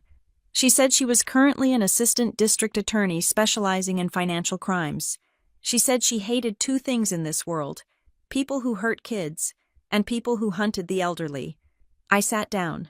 I told her everything. I told her about the failed recording. I told her about the restraining order. I told her about the job. Nina listened. She didn't offer sympathy. She offered analysis. She said the restraining order was a mistake. I looked at her, confused. I asked how being legally banned from seeing my grandfather was a mistake for Gavin. Nina smiled. It was a sharp, dangerous smile. She said it showed he was afraid. She said innocent people don't file restraining orders against family members over a dinner table argument. She said it established a pattern of isolation. She leaned forward.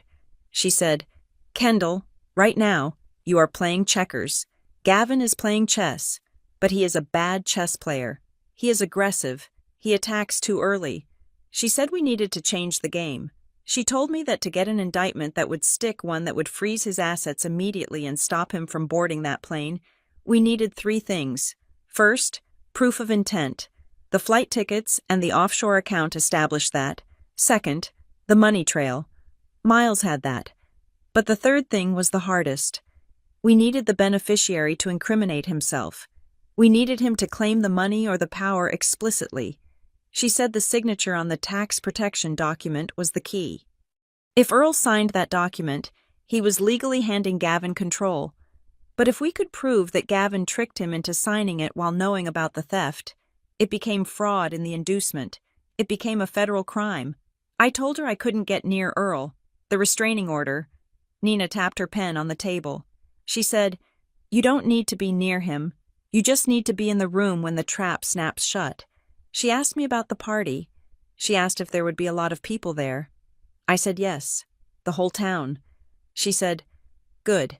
Witnesses are better than recordings. Recordings can be destroyed. A room full of 50 wealthy people watching a man get arrested. That is forever." She said we were going to crash the party, but not as guests. She looked at Miles.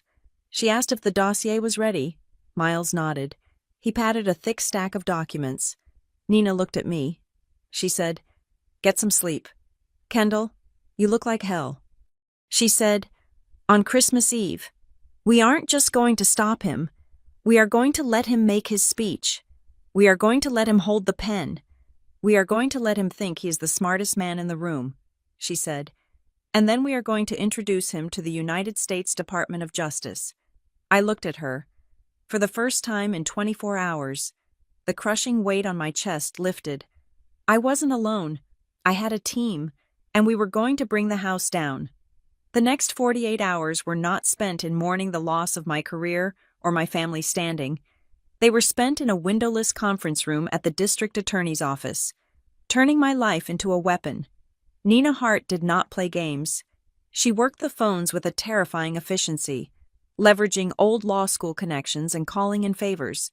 By Wednesday afternoon, she had established a channel with a contact at the FBI's Financial Crimes Division. She told me they were interested. Harbor Wake Holdings, the offshore entity Miles had flagged, was already on a watch list for laundering money for cryptocurrency scams. But interest was not action. Nina made it clear that they would not swoop in based on a hunch. They needed a triggering event. They needed the crime to cross the line from preparation to execution in a way that was undeniable. That meant we needed Earl to play his part perfectly, because of the restraining order. I could not call him. I could not visit him. But Miles could. Miles went to the estate under the guise of an old friend dropping off a Christmas gift, a bottle of scotch that contained a burner phone taped to the back of the box. We listened in from Nina's office as Earl made the call to Gavin. The audio was crisp. I heard my grandfather's voice, but it was not the strong baritone I knew. It was thin, wavering, and laced with a pathetic sort of desperation. He was channeling every ounce of the frailty the family accused him of having. He told Gavin he was scared. He said he had been looking at the news, and he was terrified the government was going to change the tax laws before the new year. He asked if that protection paper was still on the table. He said he wanted to sign it. He said he wanted to make sure everything was safe. I held my breath. Gavin's voice came through, dripping with false sympathy. It was the voice of a man suppressing a cheer. He told Earl not to worry. He said he would have the papers ready. He suggested they do it on Christmas Eve, during the party. He said it would be a poetic way to secure the family legacy, surrounded by friends and loved ones. It was exactly what we wanted. Gavin's ego demanded an audience. He did not just want to steal the kingdom. He wanted to be crowned in front of the court. Nina cut the feed. She looked at me and nodded. She said he took the bait. She said now we had a time and a place. My role for the next 2 days was to disappear. I had to sell the narrative that I was broken. I deactivated my Instagram and Facebook. I did not answer texts. I left my apartment dark. I let Gavin believe that his restraining order and the school suspension had crushed me into dust. I needed him to believe I was cowering in my bed, too ashamed to show my face. While I played the ghost, Miles was cementing the trap. He came back to the conference room on Thursday morning with a finalized flowchart that looked like the schematic for a bomb. He had traced the $700,000 with surgical precision. It went from Earl's primary checking account to Kendall Graham Arts LLC. Then, within 24 hours, it moved to a holding account in a digital bank based in Delaware. From there, it was wired to Harborwake Holdings in the Cayman Islands. But here was the smoking gun. Miles had managed to get the incorporation documents for Harborwake Holdings through a contact in the Caribbean. The company was not anonymous. The primary beneficiary was listed as Gavin Mercer. The money went from Earl, through a shell with my name, directly into Gavin's pocket, but Miles was not done. He looked grim. He said there was something else. He said that while digging into Gavin's liquidity to understand why he needed the money so badly, he found a lien. He slid a property deed across the table. It was the deed to my parents' house, the house I grew up in, the house my mother treated like a shrine. There was a second mortgage taken out on it 3 months ago, a high-interest, short-term loan for $200,000. I stared at the signatures at the bottom. Randall Graham, Celeste Graham. I told Miles that my parents would never do that. My mother thought mortgages were for poor people. She prided herself on owning everything outright. Miles handed me a magnifying glass. He told me to look at the witness signature. It was Gavin. He said the signatures were forged. He said Gavin had used his access to their personal files to steal the deed, forge their names, and leverage their home to pay off his gambling debts in September. The $700,000 wasn't just his exit strategy. It was the only thing stopping the bank from foreclosing on my parents' house. He was robbing the grandfather to pay off the loan he took out on the parents, all while planning to leave the country before the house of cards collapsed. I felt a cold fury settle in my stomach. I had spent days feeling angry for myself, angry for Earl, but this was a violation of the two people who had defended him. My mother had sold my grandmother's pearls to help him, unaware that he had already sold her roof. Nina looked at the documents. She said this was it. She said this was the nail in the coffin. She told me to build the presentation. I spent the entire night of December 23rd working on my laptop. I did not make a complex legal argument. I made a slideshow. I treated it like a lesson plan for my kindergartners, simple, visual, and impossible to misunderstand. Slide 1, the money, a clear graphic showing the $700,000 leaving Earl and landing in Gavin's offshore account. Slide 2, the imposter, the video footage of Brielle picking up packages, side by side with the LLC registration. This would clear my name and implicate Brielle as a pawn. Slide 3, the flight, the one-way ticket for Gavin and Sloan Mercer. Slide 4, the betrayal, the forged mortgage documents on my parents' house. I saved the file to a USB drive. I also uploaded it to a cloud server that I could access from any device. The plan was simple, but the timing had to be exquisite. Earl had arranged for a large monitor to be set up in the main drawing room for the party. He had told Gavin he wanted to play a tribute video to the family history before the signing. Gavin, loving anything that glorified the family and by extension, him, had agreed. He had even connected the screen to the main house system. I knew the system. I had set it up for my father 3 years ago. I knew the override code. I would not need to touch the computer physically. I could hijack the feed from my phone if I was on the local Wi-Fi. Nina gave me my final instructions. She said I could not just barge in. The restraining order gave the police probable cause to arrest me on sight. If I was arrested before the evidence was shown, Gavin would spin it. He would say I was a stalker crashing the party. She said I had to walk in at the exact moment the signing began. I had to use the element of surprise. She said, "We will have plainclothes officers outside. We will be listening. Once the evidence is up and the room turns, we move in. But you have to hold the floor for 2 minutes. You have to survive the social pressure long enough for the truth to land." I went home and looked at my closet. I pulled out the clothes I usually wore to family gatherings, the modest, beige cardigans, the sensible skirts designed to make me invisible. I threw them on the floor. I reached to the back of the closet. I found a black jumpsuit I had bought years ago and never worn because I thought it was too bold. It was sharp, tailored, and severe. I put it on. I put on heels that added 3 inches to my height. I pulled my hair back into a tight, high ponytail. I applied red lipstick, not the soft pink my mother approved of. Red, war paint. I looked in the mirror. The sad music teacher was gone. The victim was gone. The woman in the mirror looked like an executioner. I drove to Crescent Bluff as the sun went down on Christmas Eve. The estate was lit up like a carnival. Valets were running back and forth, parking Bentleys and Porsches. I did not go to the front gate. I parked my car a half-mile away, in the lot of a nearby trailhead. I walked through the woods that bordered the estate, the cold winter air biting at my exposed skin. I knew the gap in the fence where the deer came through. I knew the path to the terrace doors. I waited in the shadows of the rhododendrons, watching the party through the floor-to-ceiling windows. It was sickeningly perfect. There was a 12-foot tree shimmering with crystal ornaments. There was a string quartet playing soft carols. Waiters circulated with champagne. I saw my mother, Celeste. She was wearing a silver gown, laughing with the mayor's wife, completely unaware that she was effectively homeless. I saw Brielle.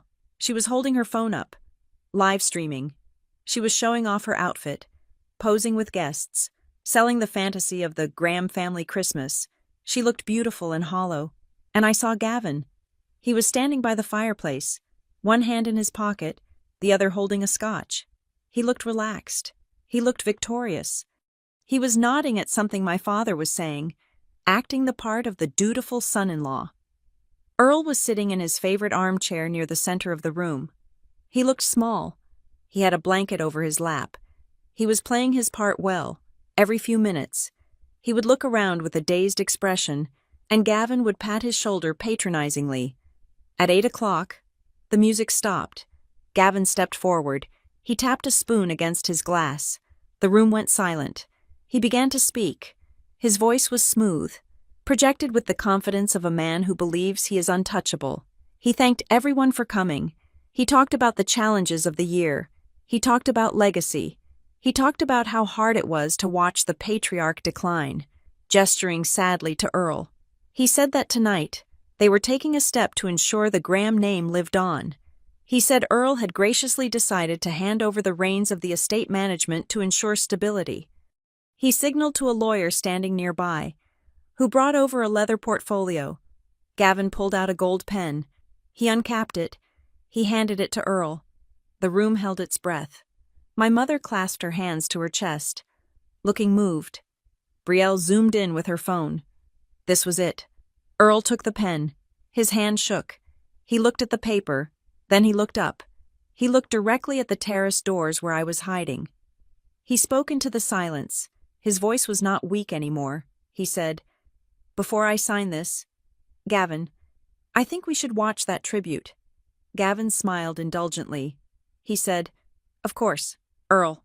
Anything you want." Gavin nodded to the AV technician in the corner. That was my signal. I pulled out my phone. I connected to the Graham guest Wi-Fi. I entered the admin override for the media server. I hijacked the signal. I stepped out of the shadows. I opened the terrace door. A blast of cold air followed me into the warm, perfumed room. Heads turned. The murmur of confusion started instantly. My mother saw me first. Her face went pale. She started to rush forward, her mouth opening to scold me, to tell me to leave, to tell me I was ruining everything. But I didn't look at her. I didn't look at Brielle. I looked at Gavin. He froze. He took a step toward me, his face twisting into a mask of fury. He opened his mouth to call security. He was going to cite the restraining order. He was going to have me dragged out, but he was too late. Behind him, on the massive 80-inch screen above the fireplace, the tribute began. It wasn't a montage of old family photos. It was a bank transfer receipt. The numbers $700,000 were projected in high definition, looming over Gavin's head like a guillotine blade. I walked into the center of the room. My heels clicked on the hardwood floor, a rhythm of impending judgment. I didn't need a microphone. My voice was trained for auditoriums. I said, "Merry Christmas. Gavin, I think you forgot to declare a few assets." The room went dead silent. And then, the slide changed. The room smelled of expensive pine candles, and even more expensive perfume. It was a suffocating, golden scent that usually signaled the height of the holiday season in Crescent Bluff. I stood in the shadow of the velvet drapes near the terrace door, my heart beating a slow, heavy rhythm against my ribs. I was an intruder in my own history, watching the final act of a play that had been written to erase me. Gavin stood in front of the massive stone fireplace, the flames casting dancing shadows on his face. He held a microphone loosely in one hand, his other hand resting possessively on the mantel, as if he were already measuring it for a renovation. He looked the part of the grieving, burdened successor perfectly. His suit was dark, his tie was somber, and his expression was a carefully calibrated mix of strength and sorrow. He looked out at the sea of faces: the mayor, the partners from the law firm, the neighbors who controlled the HOA board, and he smiled sadly. He spoke about the passage of time. He spoke about how hard it was to watch a titan fade. He gestured toward Earl, who was sitting in his leather armchair with a blanket tucked around his knees, looking small and vacant. Gavin said that it was our duty, as the younger generation, to step up. He said we had to protect the legacy when the mind that built it could no longer hold the details. He used the word stewardship 3 times. He used the word burden twice. He was painting a portrait of himself as a martyr who was willing to carry the heavy load of the Graham millions out of sheer love. My mother, Celeste, dabbed at her eyes with a lace handkerchief. She was standing to Gavin's left, nodding in agreement, playing the role of the supportive matriarch. She looked relieved. In her mind, the signature that was about to happen would solve everything. It would pay the bills, hide the debts, and keep the lights on in the theater of her life. Gavin turned to the lawyer, a man named Mr. Henderson, who looked bored, and nodded. Henderson stepped forward with the leather portfolio. He opened it on the small side table next to Earl. He smoothed out the document. The paper was thick and cream-colored. It looked official. It looked final. Gavin leaned down.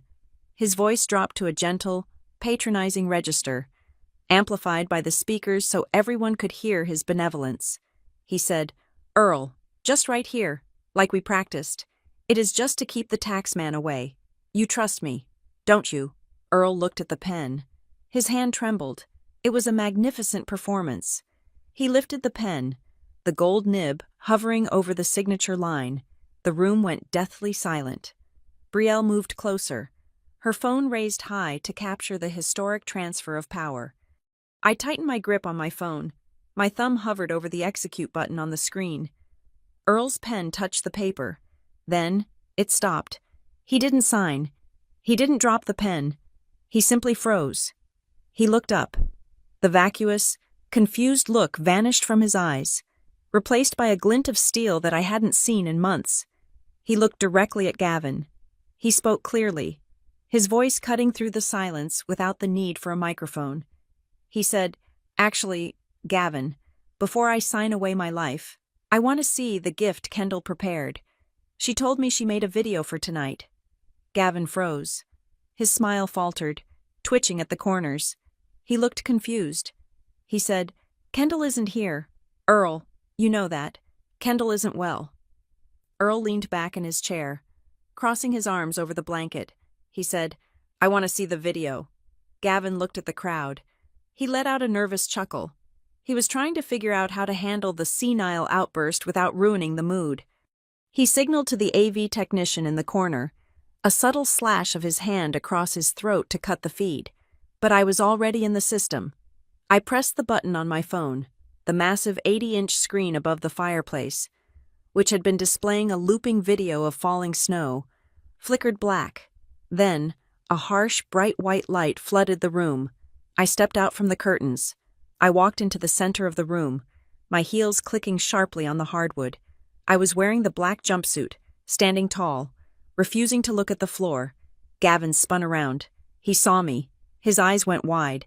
He raised the microphone to shout, to order security, to call me crazy, but a collective gasp from the room drowned him out.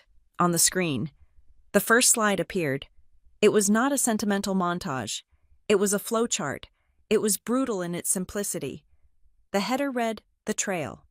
On the left was a scan of Earl's bank statement, showing a wire transfer of $700,000. An arrow pointed to the middle column, Kendall Graham Arts LLC, and then a red arrow, thick and accusing, pointed to the final destination, Harbor Wake Holdings, Cayman Islands.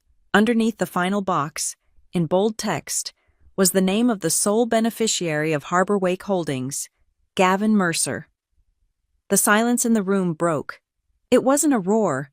It was a ripple of whispers that sounded like dry leaves skittering on pavement. People were leaning in. They were putting on their reading glasses. These were people who understood money. They understood wire transfers. They understood that you do not accidentally wire nearly $1 million to an offshore account. Gavin stared at the screen. His face drained of color. He shouted that this was a lie. He said I had photoshopped it. He said I was trying to frame him. I didn't argue. I didn't scream back. I just swiped my thumb across my phone screen. Slide 2. The video footage from the parcel concierge began to play. It was grainy but unmistakable. There was Brielle, wearing her oversized sunglasses and her trench coat. She was tapping her nails on the counter. She was signing for a stack of boxes. The camera zoomed in on the label on the box, Kendall Graham Arts LLC. Then, the video cut to the clip of Brielle carrying the Chartreuse electric lime handbag. Next to the video, I had placed a screenshot of her Instagram story from the same week, showing off the bag. The timestamps matched perfectly. The caption on the slide read, "The Mule." I looked at Brielle. She had lowered her phone. She was staring at the screen, her mouth slightly open. She looked at the video. Then she looked at Gavin. She wasn't angry yet. She was confused. She was realizing that her tax optimization strategy was actually a documented felony, and she was the star of the show. My mother let out a small, strangled sound. She looked from the screen to Brielle, her eyes widening as the implication hit her.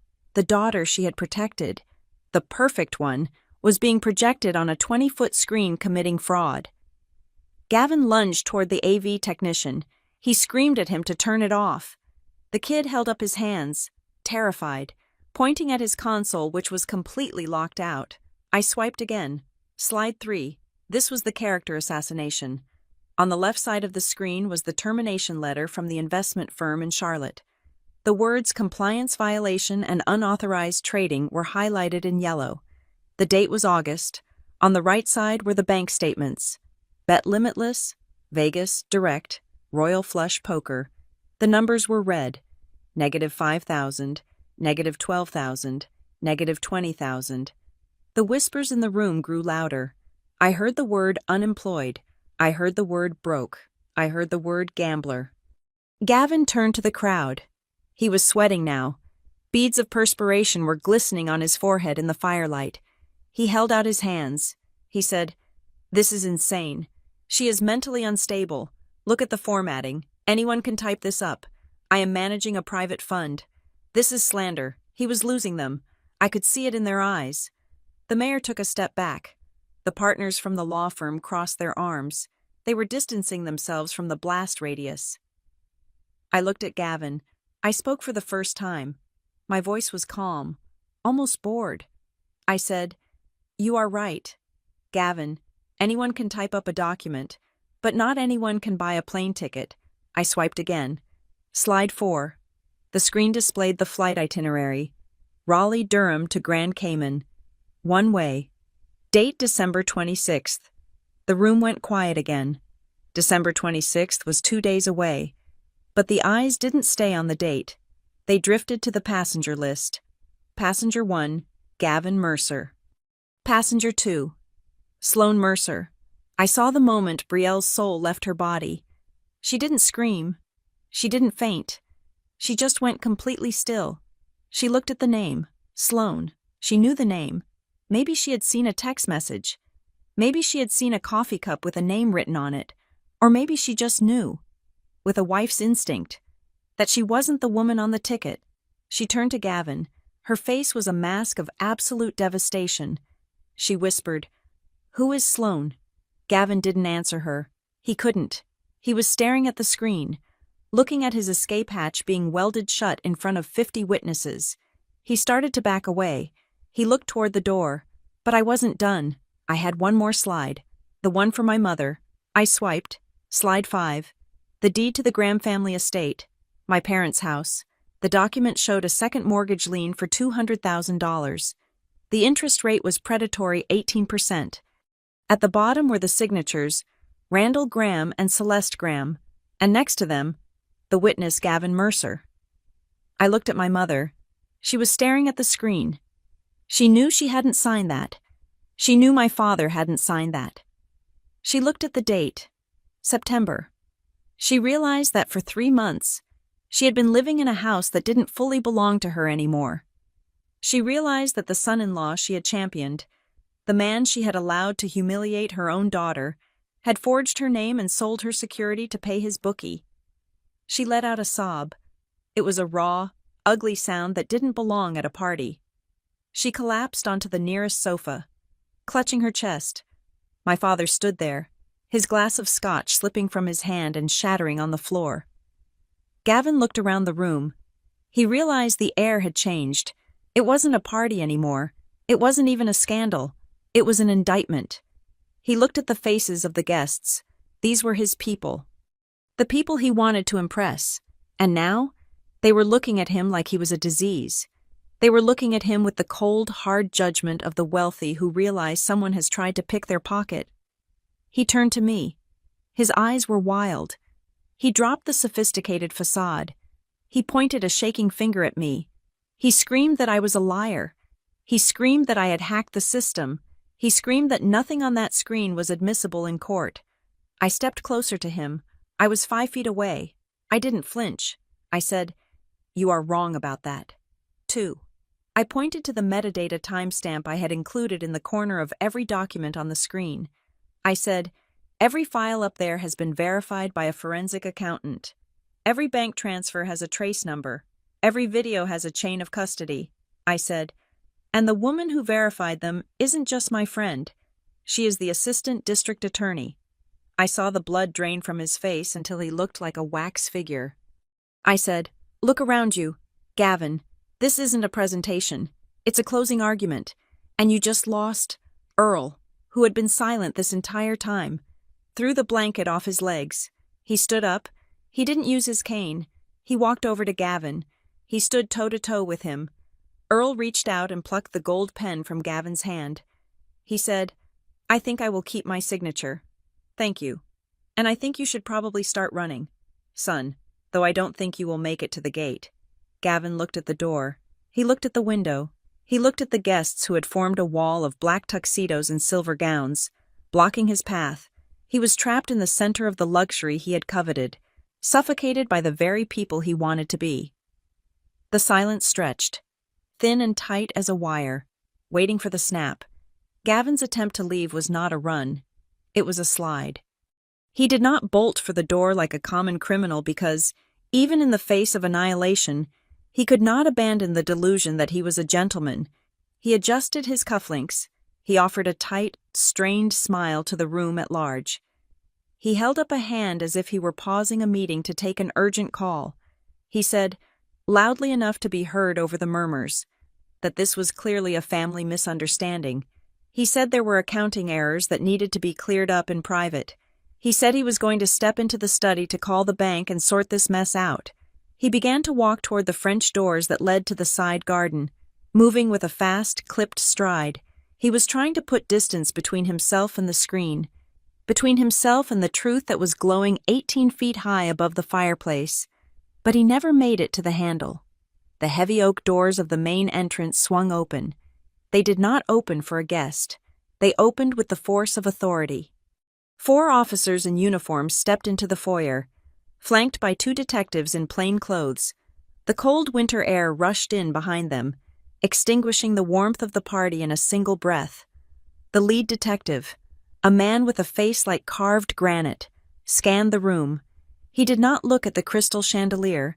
He did not look at the weeping women in designer gowns. He looked straight at the man trying to slink out the side door. He called out Gavin's name. Gavin froze. For a second, I saw his shoulders hunch, the instinctive reaction of a prey animal realizing the trap has snapped shut. Then, he slowly turned around. He tried one last time. He put on his best, confused executive face. He asked what the meaning of this intrusion was. He asked if they had a warrant. The detective didn't shout. He walked across the polished floor, his footsteps heavy and deliberate. He pulled a folded paper from his jacket pocket. He said they had a warrant for the arrest of Gavin Mercer. He listed the charges: wire fraud, money laundering, aggravated identity theft, forgery of federal documents. Gavin's knees buckled. It wasn't a figure of speech. His legs actually gave out, just for a fraction of a second, before he caught himself on the back of a velvet sofa. The physical weight of the words seemed to crush him. The detective didn't wait for a speech. He signaled to the uniformed officers. They moved in. There was no struggle. There was no dramatic fight. It was almost clinical. They pulled Gavin's hands behind his back. The click of the handcuffs was a sharp, mechanical sound that echoed off the high ceilings. I watched the faces of the guests. These were the people Gavin had spent 3 years courting. These were the people he had bought drinks for. The people he had tried to impress with his talk of markets and margins. Now, they looked at him with a mixture of horror and morbid fascination. They were not looking at a friend. They were looking at a contagion. They were stepping back, pulling their skirts and tuxedo tails away, terrified that the taint of the crime might rub off on them. Gavin looked at me. His eyes were wet. He looked small. The arrogance was gone, replaced by the terrified look of a child who realizes the dark is real. But the police weren't done. The detective turned his gaze to the group near the fireplace. He looked at Brielle. She was standing next to my mother, trembling. She was clutching her phone like a talisman, but she had stopped streaming. When the detective's eyes landed on her, she let out a whimper. He walked over to her. He spoke quietly, but in the silence of the room, his voice carried. He said he needed her to come down to the station for questioning regarding her involvement in the operations of Kendall Graham Arts LLC. Brielle screamed. It was a high, piercing sound of pure denial. She grabbed my mother's arm. She cried that she didn't do anything. She cried that she was a victim. She pointed a shaking finger at Gavin, who was being led away. She screamed that he made her do it. She screamed that she didn't know about the money. She just picked up the packages. The detective remained impassive. He told her that her signature was on the receiving documents for goods purchased with stolen funds. He said she was a signatory on the shell company's receiving logs. He said, "I didn't know" was a defense she could present to a judge, but for tonight, she was coming with them. An officer, a female this time, stepped forward and gently but firmly took Brielle's arm. My mother, Celeste, tried to intervene. She grabbed the officer's sleeve. She demanded they stop. She said this was a mistake. She said her daughter was an influencer, a public figure, a good girl. The officer removed my mother's hand. She said interfering with an investigation was a crime, and she suggested my mother step back. Celeste froze. She watched, helpless, as her golden child, her perfect creation, was led away in tears, stumbling in her 6-inch heels, passing the very guests she had been trying to impress just 10 minutes ago. The room was in shock. The music had stopped. The champagne was getting warm. The party was effectively a crime scene. Then, Earl moved. He walked to the center of the room, standing in the empty space where Gavin had just been arrested. He stood straight.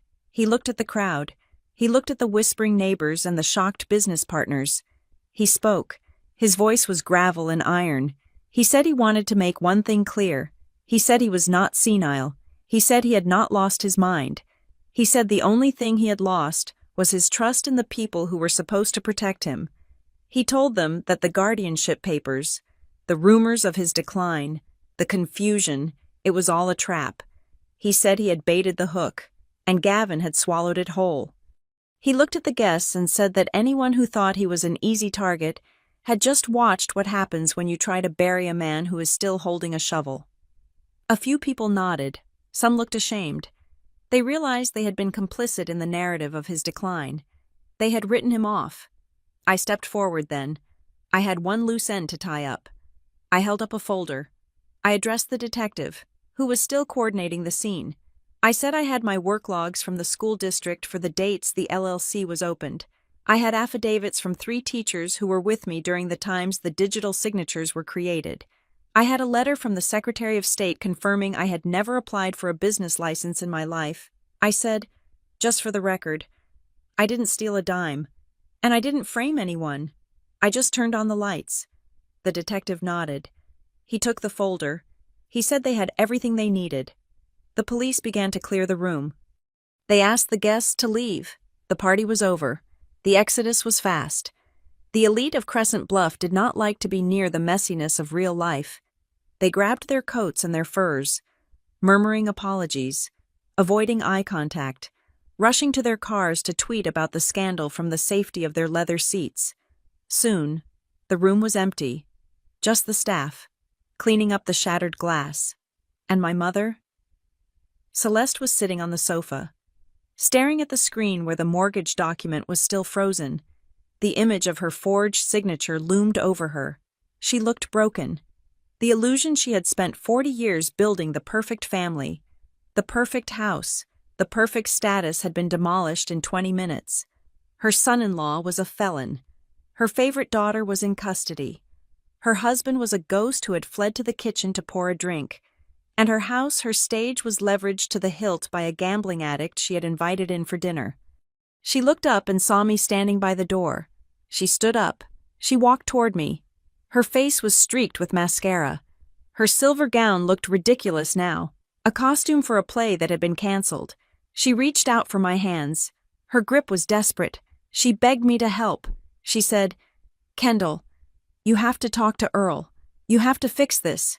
She said we could hire a lawyer. We could say it was a mistake. We could bail Brielle out. She said we had to save the house. She said we had to save the family name. She said if this got out, really got out, we would be ruined. No one would talk to us. We would be pariahs. She looked at me with pleading eyes. She said, "Please, Kendall, you are the strong one. You always fix things. Do it for the family. Do it for me." I looked at her hands clutching mine. I remembered the coldness in her voice when she told Brielle to sell my grandmother's pearls. I remembered her telling me to park behind the shed. I remembered her telling me I was used to enduring. I gently pulled my hands away. I looked her in the eye. I didn't scream. I didn't cry. I didn't feel the need to explain the years of neglect. I spoke softly. I said, "Mom, I spent my whole life begging you to see me. I stood right in front of you, and you looked through me to see Brielle. You looked through me to see Gavin." I pointed to the reflection in the dark glass of the terrace door. I said, "You didn't want a daughter. You wanted a reflection. You wanted something that made you look good." I said, "I asked to be seen. But you chose the mirror. You didn't choose me." I stepped back. I said, "The mirror is broken now, Mom, and I am not going to glue it back together for you. You have to live with the pieces." She stood there, her mouth open, the silence stretching between us like a canyon. She finally realized that the strong one wasn't a resource she could tap into anymore. I was a person, and I was gone. I turned away from her. I walked over to Earl. He was standing by the fireplace, watching me. He looked proud. He looked sad, but he looked proud. I told him the next steps. I was slipping into logistical mode, the only way I knew how to cope. I said Miles was outside. I said we had a lawyer meeting him at the station to ensure his statement was recorded correctly. I said we were going to freeze the accounts immediately to stop any automated transfers Gavin might have set up. I said, "Grandpa, we are going to get that mortgage voided. We will prove fraud. You won't lose the house, but you might have to live in it alone for a while, or we can sell it. It's up to you." Earl put his hand on my shoulder. He squeezed it. He said he didn't care about the house. He said he had the only thing that mattered standing right in front of him. He asked if I was ready to go. I looked around the room one last time. I looked at the Christmas tree, the spilled champagne, the projection screen. It felt like a movie set for a film I never wanted to be in. I said, "Yes, get me out of here." We walked toward the front door. Miles was waiting there, holding the door open. He gave me a nod, a silent acknowledgement of a job done. I walked out into the night. The air was biting cold, sharp and clean. It scrubbed the smell of perfume and lies out of my lungs. Blue and red lights were still flashing in the driveway, casting long, strobing shadows on the snow. I saw the police cruiser pulling away with Gavin in the back. I saw another car waiting for Brielle. I didn't feel triumph. I didn't feel joy. Revenge isn't sweet. That is a lie people tell. Revenge is heavy. It is exhausting. But as I stood there, watching the taillights fade into the darkness, I felt something else. I felt light. I felt the weight of the secrets, the weight of the liability, the weight of being the lesser sister fall off my shoulders. I reached out and took Earl's hand. His grip was firm. I wasn't the victim anymore. I wasn't the scapegoat. I wasn't the girl who parked behind the shed. I was the one who had burned the lie to the ground so the truth could breathe. We walked toward my Honda Civic, the cheap, dented car that I owned outright. I opened the door for my grandfather. We drove away from the mansion, down the long, winding driveway, leaving the ruins of the Graham dynasty in the rearview mirror. I didn't look back. There was nothing there for me. The road ahead was dark, but my headlights cut through it, steady and bright. I was driving into a life that was finally completely mine. Thank you so much for listening to this story. I'd love to know where you are tuning in from right now. Drop a comment below and let's chat. If you enjoyed seeing the truth come to light, please subscribe to Maya Revenge Stories. Hit that like button and smash the hype button to help this story reach even more people. Stay safe, and remember, always read the fine print.